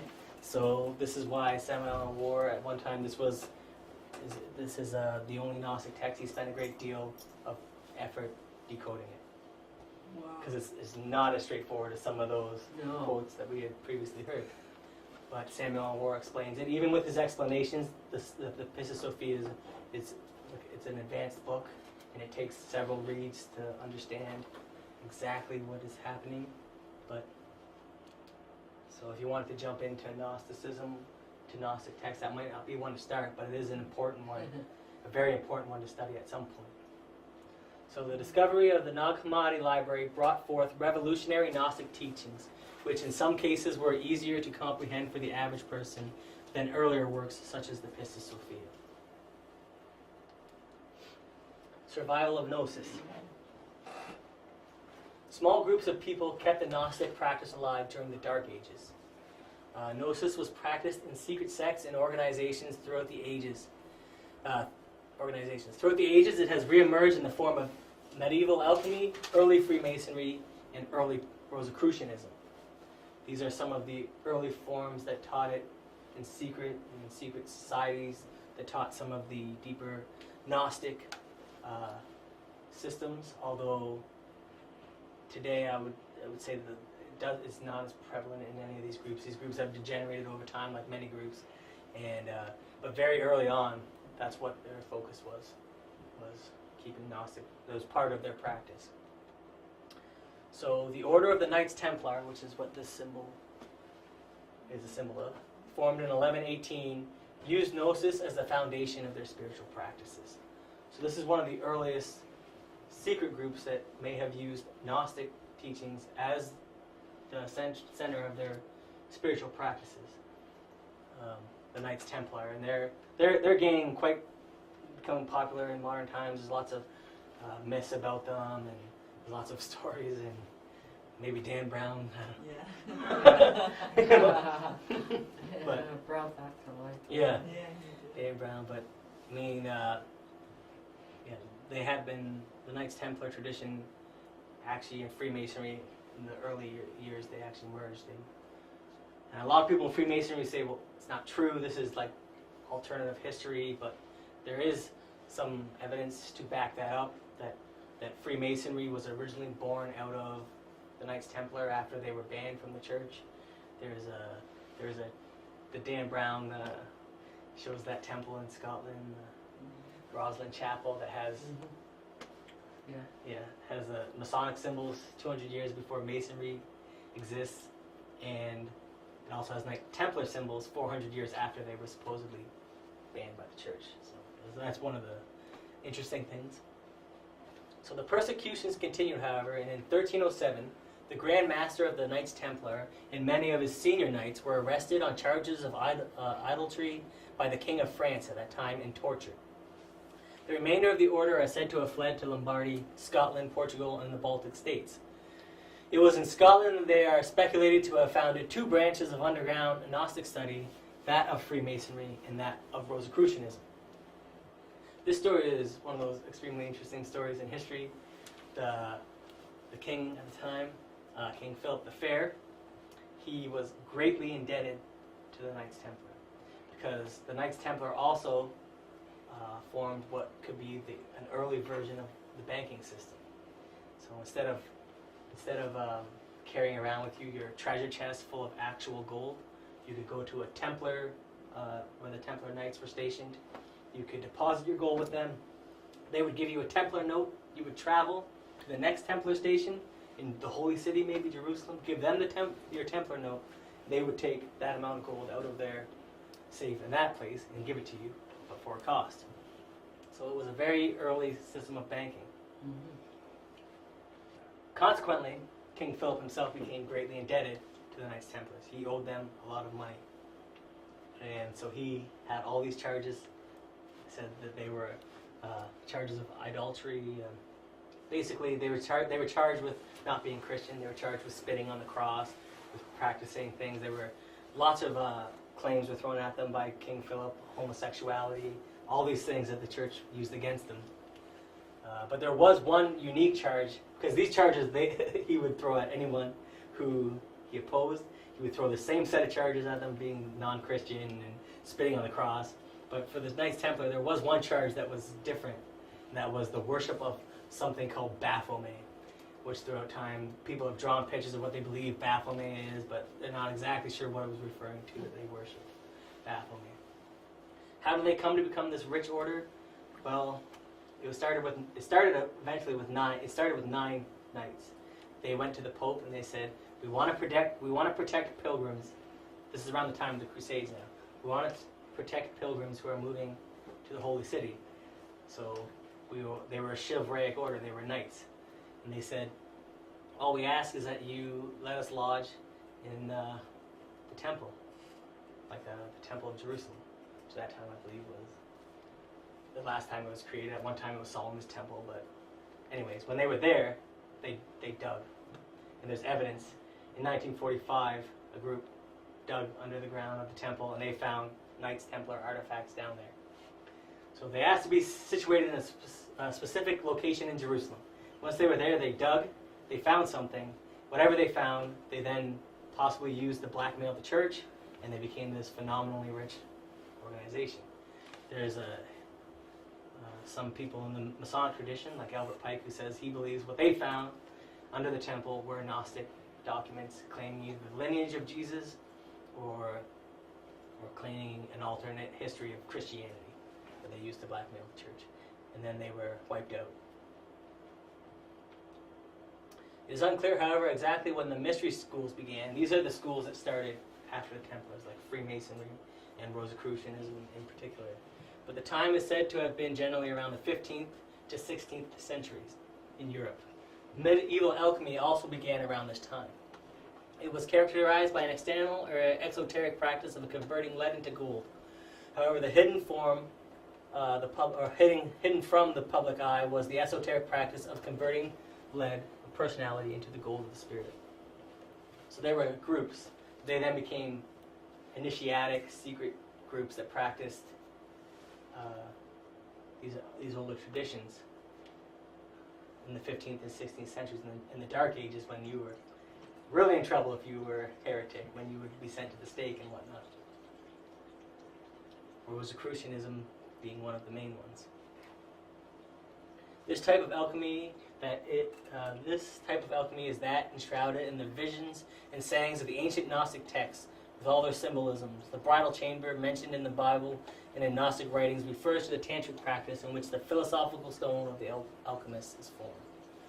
They're saying they also hid Gnostic teachings under the guise of alchemy in medieval ages. One of the most important symbols that links these later emergencies of Gnosticism with that of its earlier roots is the symbol of the cross, which itself is a symbol of alchemy. Jesus was crucified upon the symbol, representing the death, resurrection, and transformation through the practice of Tantrism. The cross appeared in medieval alchemy, Rosicrucianism, and Freemasonry in the form of the Rose Cross, referred to as the Rose Cross Mystery. So even today, there's still that tradition of Freemasonry. There's a lodge in the higher degrees called the Chapter of Rose Croix, which is a French way of saying the Rose Cross. Still exists, and you can see this is the symbol for the Masonic one. It's the cross with the rose and the initials INRI.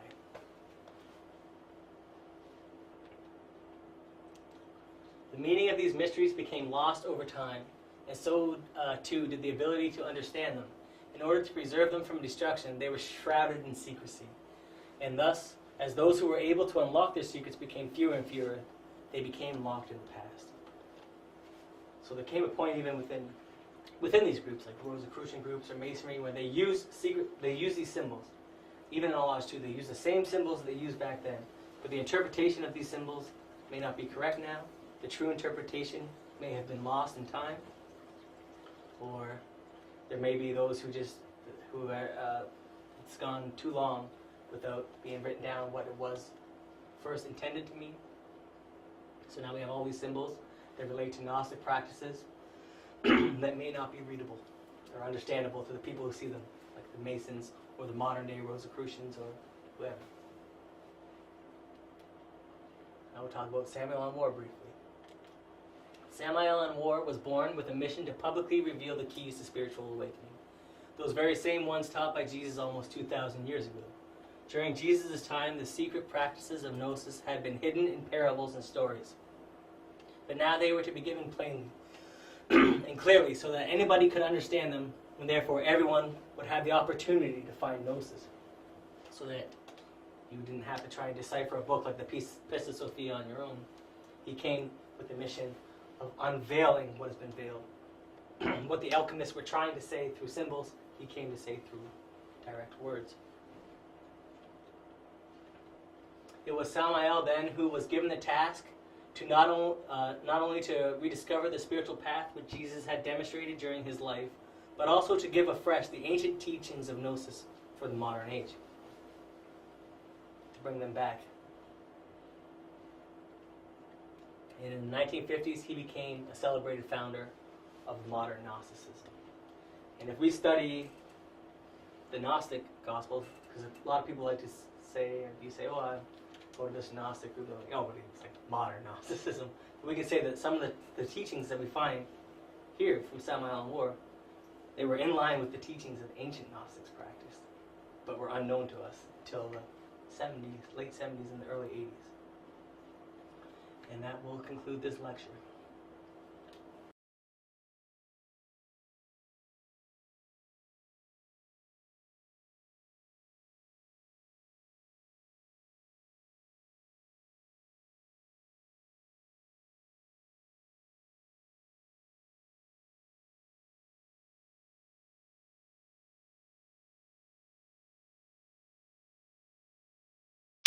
En este momento el precio de Bitcoin es muy económico. At the moment the price of Bitcoin is very cheap. Pero casi todo el mundo tiene muy poco dinero para invertir. But almost everybody has very little money to invest. Debería decir que esta idea me vino hoy especialmente cuando vi otra vez una chica ahí pidiendo dinero por la calle. Actually, I must say first this idea today I got, especially when I saw again one girl begging for money in the streets. Me gustaría ayudar, pero yo tampoco me sobra mucho el dinero. I would really like to help everybody, but I don't have either too much money. And así que me vino la siguiente idea. So I got the following idea. Es más bien un juego. It's rather a game.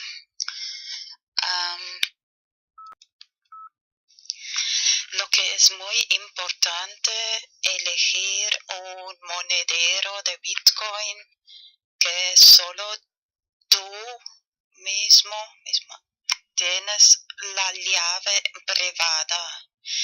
What is very important to choose Bitcoin wallet company which you only possess the private key.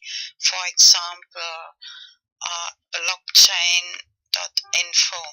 Por ejemplo, la empresa blockchain.info. Luego imprimir en papel la llave privada y también guardarlo tú mismo. Then to print in paper the private key and of course save for yourself that private key. Bueno, ya estamos imprimiendo, imprime por lo menos 10. So now we are already printing, so at least print 10 directions, 10 direcciones.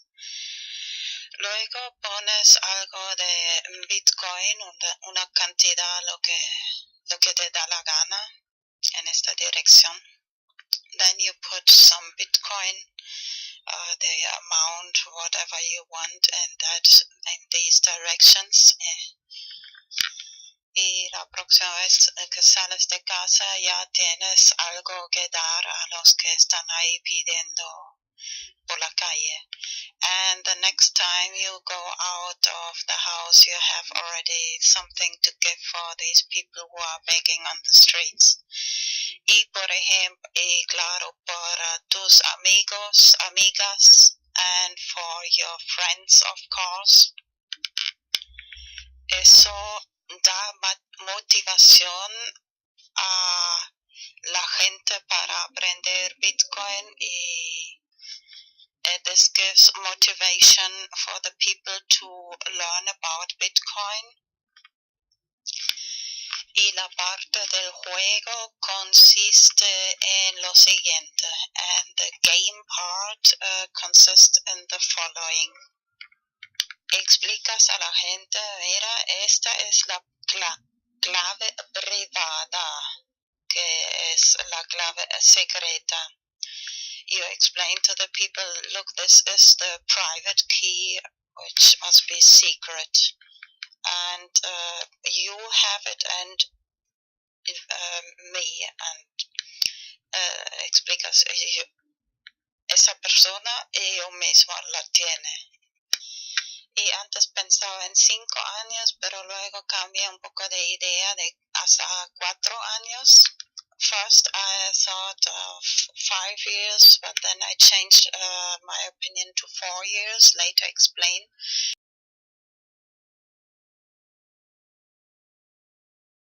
Después lo explico por qué. Les dices, mira, tienes 4 años para poner esta cantidad de Bitcoin a otra dirección. Si no lo has quitado después de 4 años, yo lo quito. So you explain them, you have 4 years to take this Bitcoin out of this direction, of this secret key direction.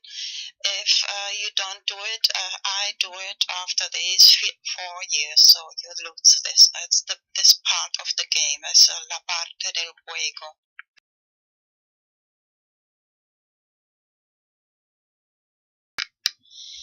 he creado este hashtag BTC4 para hacerlo un poco popular. I created this hashtag BTC4 to make it a little popular.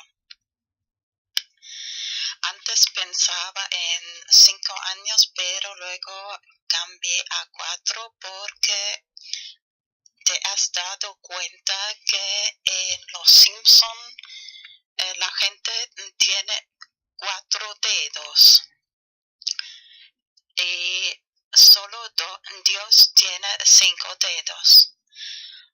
First, I thought of 5 years, but then I changed my mind to 4 years.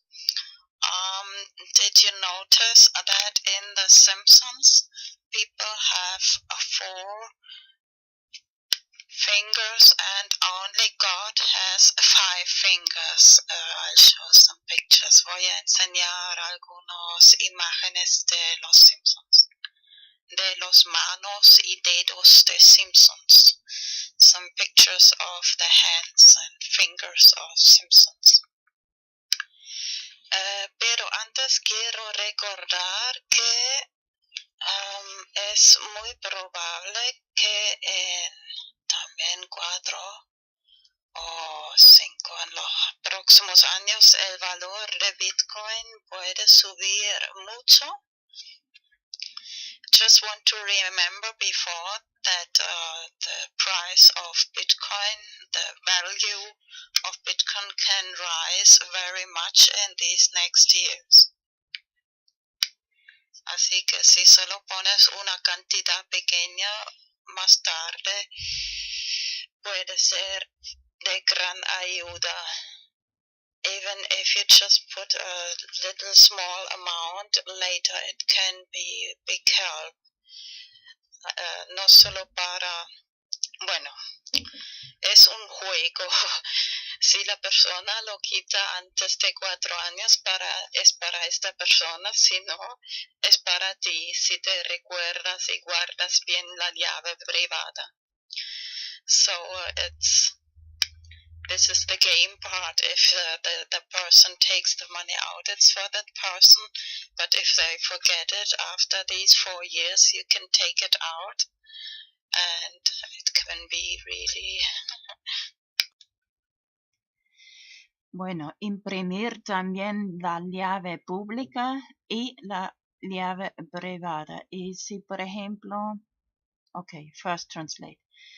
Print not just the private key, but also the public key. Así que si, por ejemplo, explicas a la gente, mira, si alguna persona quiere enviarte Bitcoin, pero tú no tienes ninguna dirección, así que puedes dar esta llave pública a la persona. Mira, muy bien, la llave pública, no la llave secreta. Das a esa persona o cualquier persona y te pueden enviar Bitcoin a esa dirección. So remember, the public key you can give to anybody, and if somebody wants to send you some Bitcoin and this person doesn't have any, so you have already this public address where they can send you Bitcoin. ¿Qué es Bitcoin? Bitcoin es la primera moneda digital descentralizada. Los Bitcoins son monedas digitales que puedes enviar a través de Internet. Comparado con otras alternativas, Bitcoin tiene numerosas ventajas. Los Bitcoins son transferidos directamente de persona a persona a través de la red sin pasar por un banco u otro intermediario. Esto significa que las comisiones son mucho menores, puedes usarlo en cualquier país, tu cuenta no puede ser congelada y no hay prerequisitos o límites arbitrarios. Miremos cómo funciona. Los Bitcoins son generados en todo Internet por cualquiera con un programa gratuito llamado minero de Bitcoin. Crear Bitcoins requiere una cierta cantidad de trabajo para cada bloque de monedas. Esta cantidad se ajusta automáticamente por la red para que los Bitcoins siempre sean creados a un ratio predecible y limitado.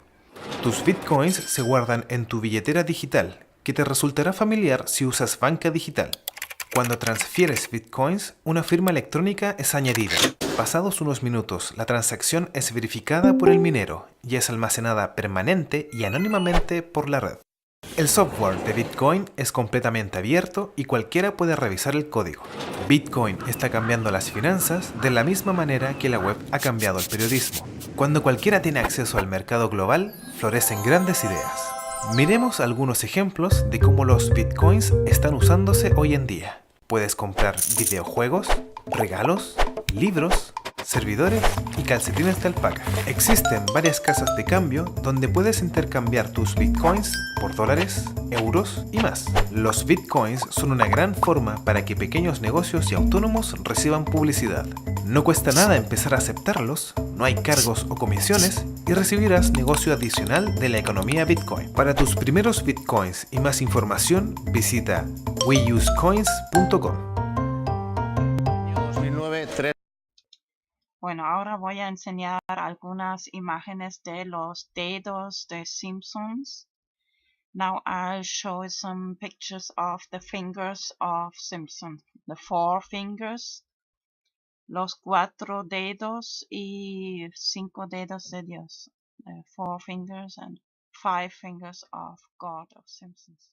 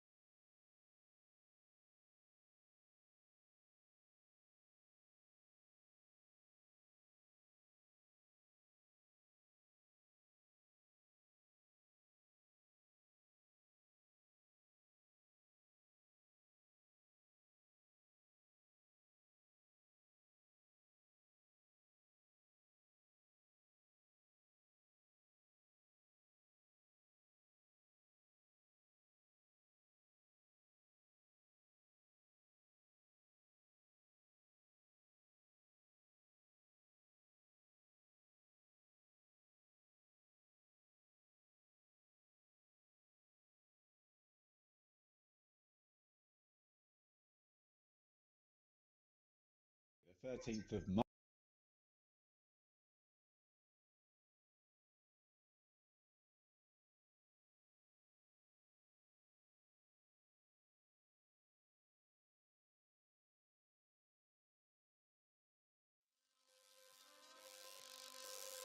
Right now, there are more people on the internet than there were on the planet in 1960. We're raising money. And it's easier to be discovered than ever before. It takes a full team to make each one of our videos. But the internet needs better software to help us reward one another for our work. Advertisers value you differently. They say that 1,000 of you is only worth $6. Any help is very much appreciated. Please fund this project. We need your help.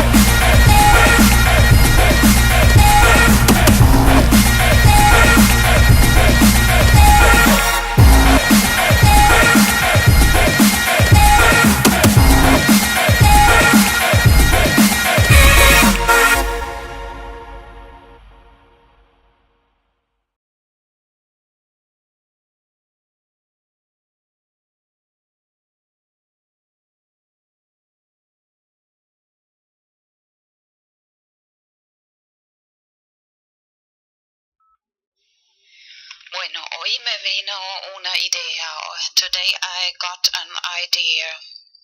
What you can do tú, lo que tú también tú puedes hacer. Bueno, que en realidad todo el mundo puede hacer si quiere. Actually, what everybody can do if you want.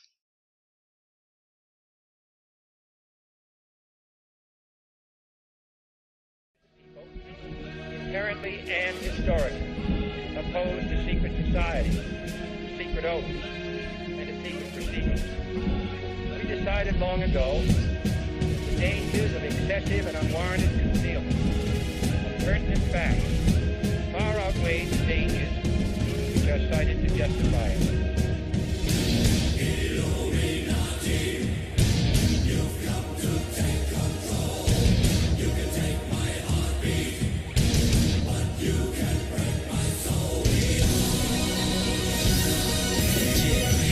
Face the facts, join our hands, make a stand. It's time to gather plans, get the shot, take the chance. Till there is no one left, stay correct to the death.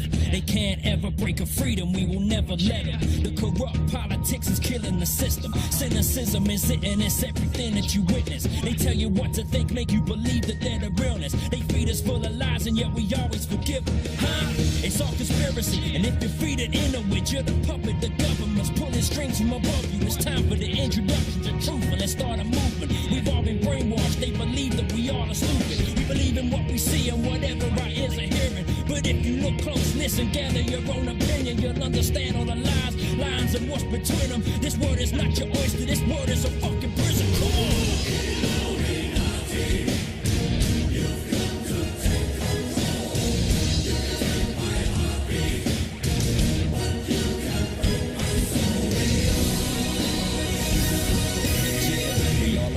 What's happening in our nation? No one will stand up for the fear of assassination. So they strip us of everything. We stand there and just take it. We're scared to make a stand of false flag operations. Research Illuminati, find out by 9/11. You see they line their pockets, don't believe the lies they tell you. Find and seek the truth, realize we need to do whatever it is we can to protect our livelihood.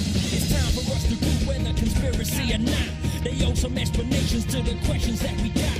What are the skull and bones? What is lying beneath all these secretive meats? Got you lying between your teeth. What's with the Bilderberg and burning your effigies? I'm praying to Lucifer. How Satanist can you be? While all of the time praying you believing in the peace just to keep up appearances within Christianity. Come on.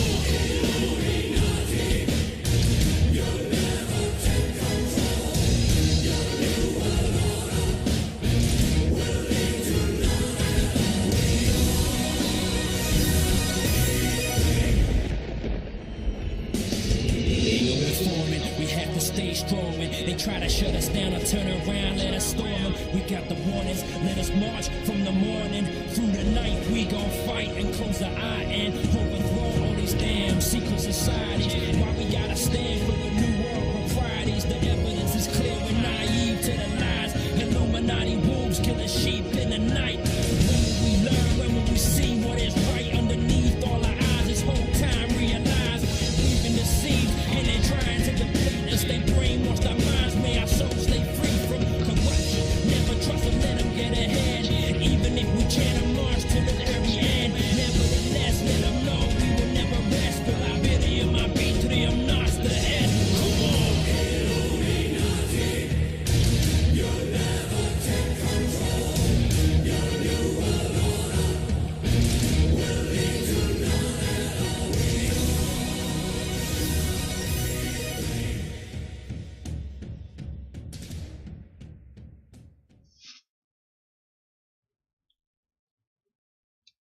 Yeah, so it's an interesting history. There's a real interesting history behind it. But within these 13 books were found 52 separate tractates that were produced sometime in the late 4th century from earlier texts. So basically, inside of these 13 books, altogether there was 52 separate books. Almost like how the Bible, it looks like one book because it has a cover and a back, but there's really 27 books in the New Testament and however many in the Old Testament Phil would know. But and these ones, the ones they found, were produced sometime in the late 4th century, so like 4 AD. But they were copied from earlier texts. almost like these books here. Yeah. Say they were printed in 2001, but Samuel and Moore wrote them in the 70s. Just a newer version. And with the discovery of these ancient texts, the world has gained new insight into who the Gnostics actually were and what they practiced, because it hasn't been well known, even through scholars in history, who the ancient Gnostics were. We knew that there were ancient Gnostic groups, but the books that they studied weren't known exactly. Some of the titles were known to the books, but the books themselves didn't exist. So when these texts were hidden 1,500 years ago, it was under the threat of violence and punishment. Throughout the ages, the Gnostics have been hunted and persecuted for claiming to be able to directly experience the divine, directly. So they were hidden on purpose, because around 1,500 years ago, as we know, is when the church started to form. They started to form what was going to be their orthodoxy, and which books were not going to be their orthodoxy.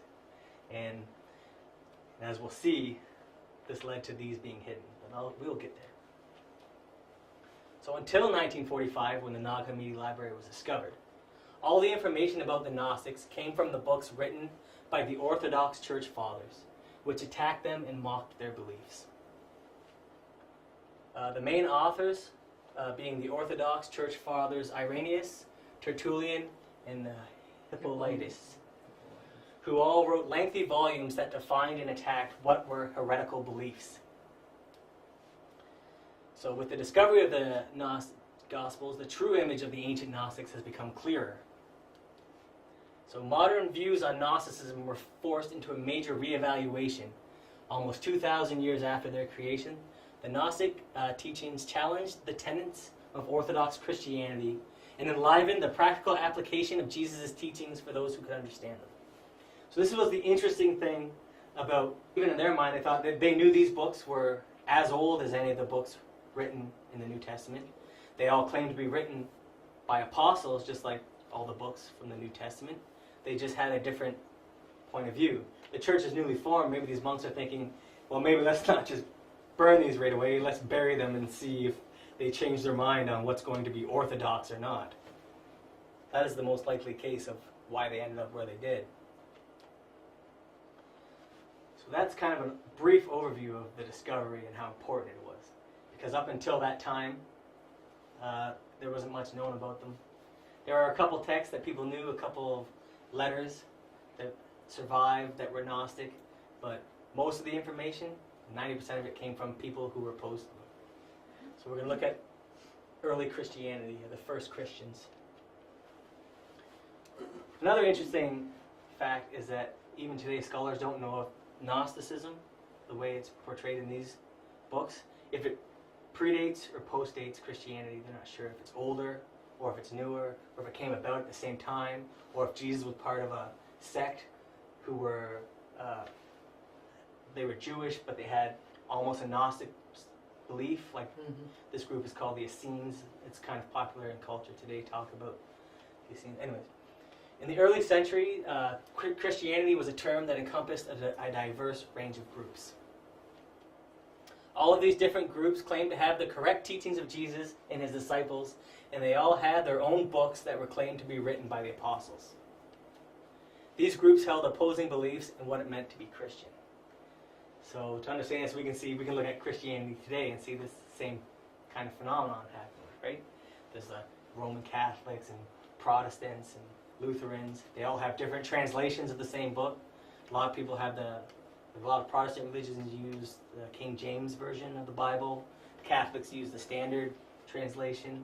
Then you have other groups who say that they're Christian, and they use their own translations of the Bible, like the Jehovah's Witness, who use the New World Translation of the Bible. And then you have groups who don't even use the New Testament, who say that they use it, but they also have other books that they find are more important, and they say they're a Christian. For example, the Mormons, who have the Book of Mormon, but also say they are devout Christians. So all these groups say that they're Christians. They all say they're following Christ. But the idea of how they do that seems to be diametrically opposed to the other ways of the Christians, right? Some Christians, like Catholicism, the language of Upper Egypt,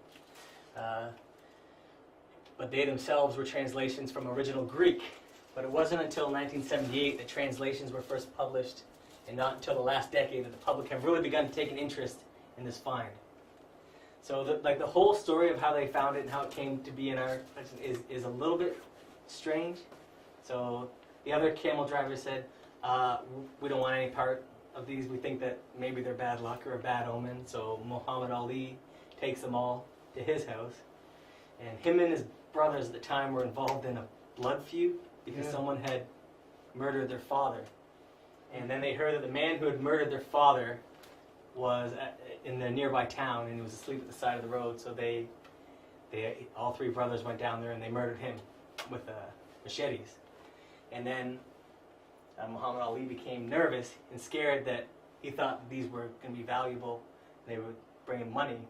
So he said, the police are going to come looking for me because now I'm involved in a blood feud murder. So he gave them to a local priest. The local priest had a visiting relative who was some kind of scholar. He looked at them and said, no, these are worth something. We have to find where the rest of them are, and we have to gather them back together. And then, so they were found in 1945, but they weren't translated fully until 1978. And there was a lot of people interested in the translations, and a lot of people nervous about it, particularly church groups didn't really want these translations coming out. They didn't want the Gnostic, the Catholic Church especially, and the watchdogs of the Catholic Church were there while people were translating them, and they were very concerned about what these documents would say. Did Muhammad Ali take the 13 to the priest and then? Well, he sold some and then gave some to others, and some of the guys. And then so he gave what he had left to the priest. And who gave them to his relative who was a teacher or a scholar of some But how kind. did he know how many there were? Did it say in one of the books? That's what even the scholars who study it today still say the story's bizarre and they're not sure exactly how they all came back. But even copies of it, like this is a copy of it in English, the Nag Hammadi library. But even if you scan through it, some of the texts have large sections that are missing. And large sections that are unreadable. And didn't Ali's mother also burn some? They used it for fire? Yeah. They used it for fire because they didn't know what it was, and it was really cold. They use it as almost like kindling to start the fire. Yeah. So she admitted. The Gnostics. People knew they existed. Scholars knew they existed. But why did they know? Because there was Orthodox Church fathers. The Orthodox Church would be what became the Roman Catholic Church. That's right. But at one time, it wasn't the dominant form of Christianity. There was many forms of Christianity, and then the church was formed. And so, the Orthodox Church fathers, Irenaeus, Tertullian, and Hippolytus, I'm not sure exactly how you pronounce these names. They wrote volumes attacking heretical beliefs. So they wrote Irenaeus wrote a 5-volume work on heretical beliefs, and in his book, he would quote from Gnostic books. He would say something like, in the Gospel of Truth, the Gnostics claim this. But he would kind of skew what they believed.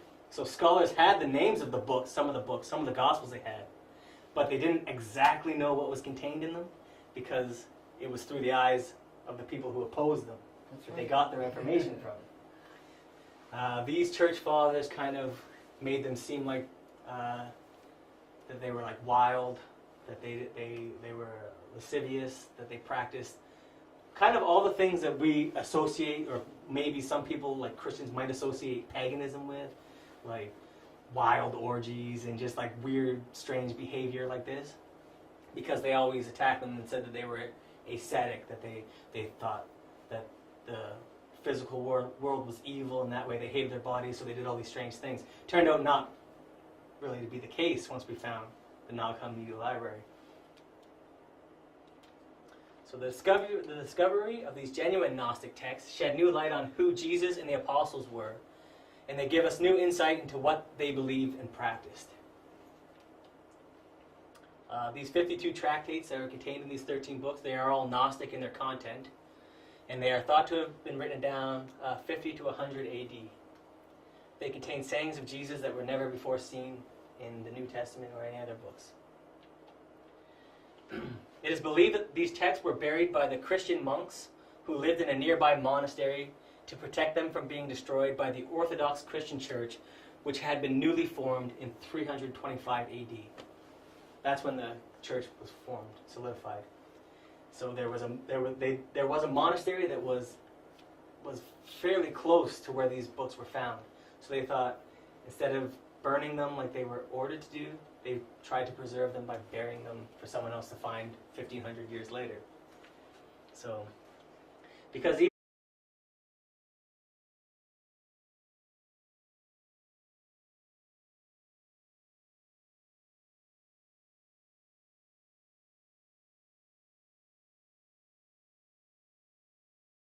lecture will be on the Gnostic Gospels.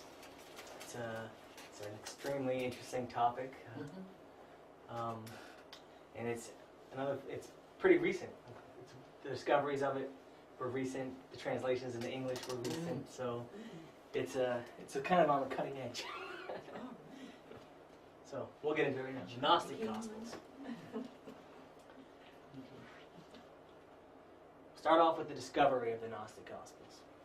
So in December of 1945, 6 Bedouin camel drivers unearthed one of the greatest archaeological discoveries this century.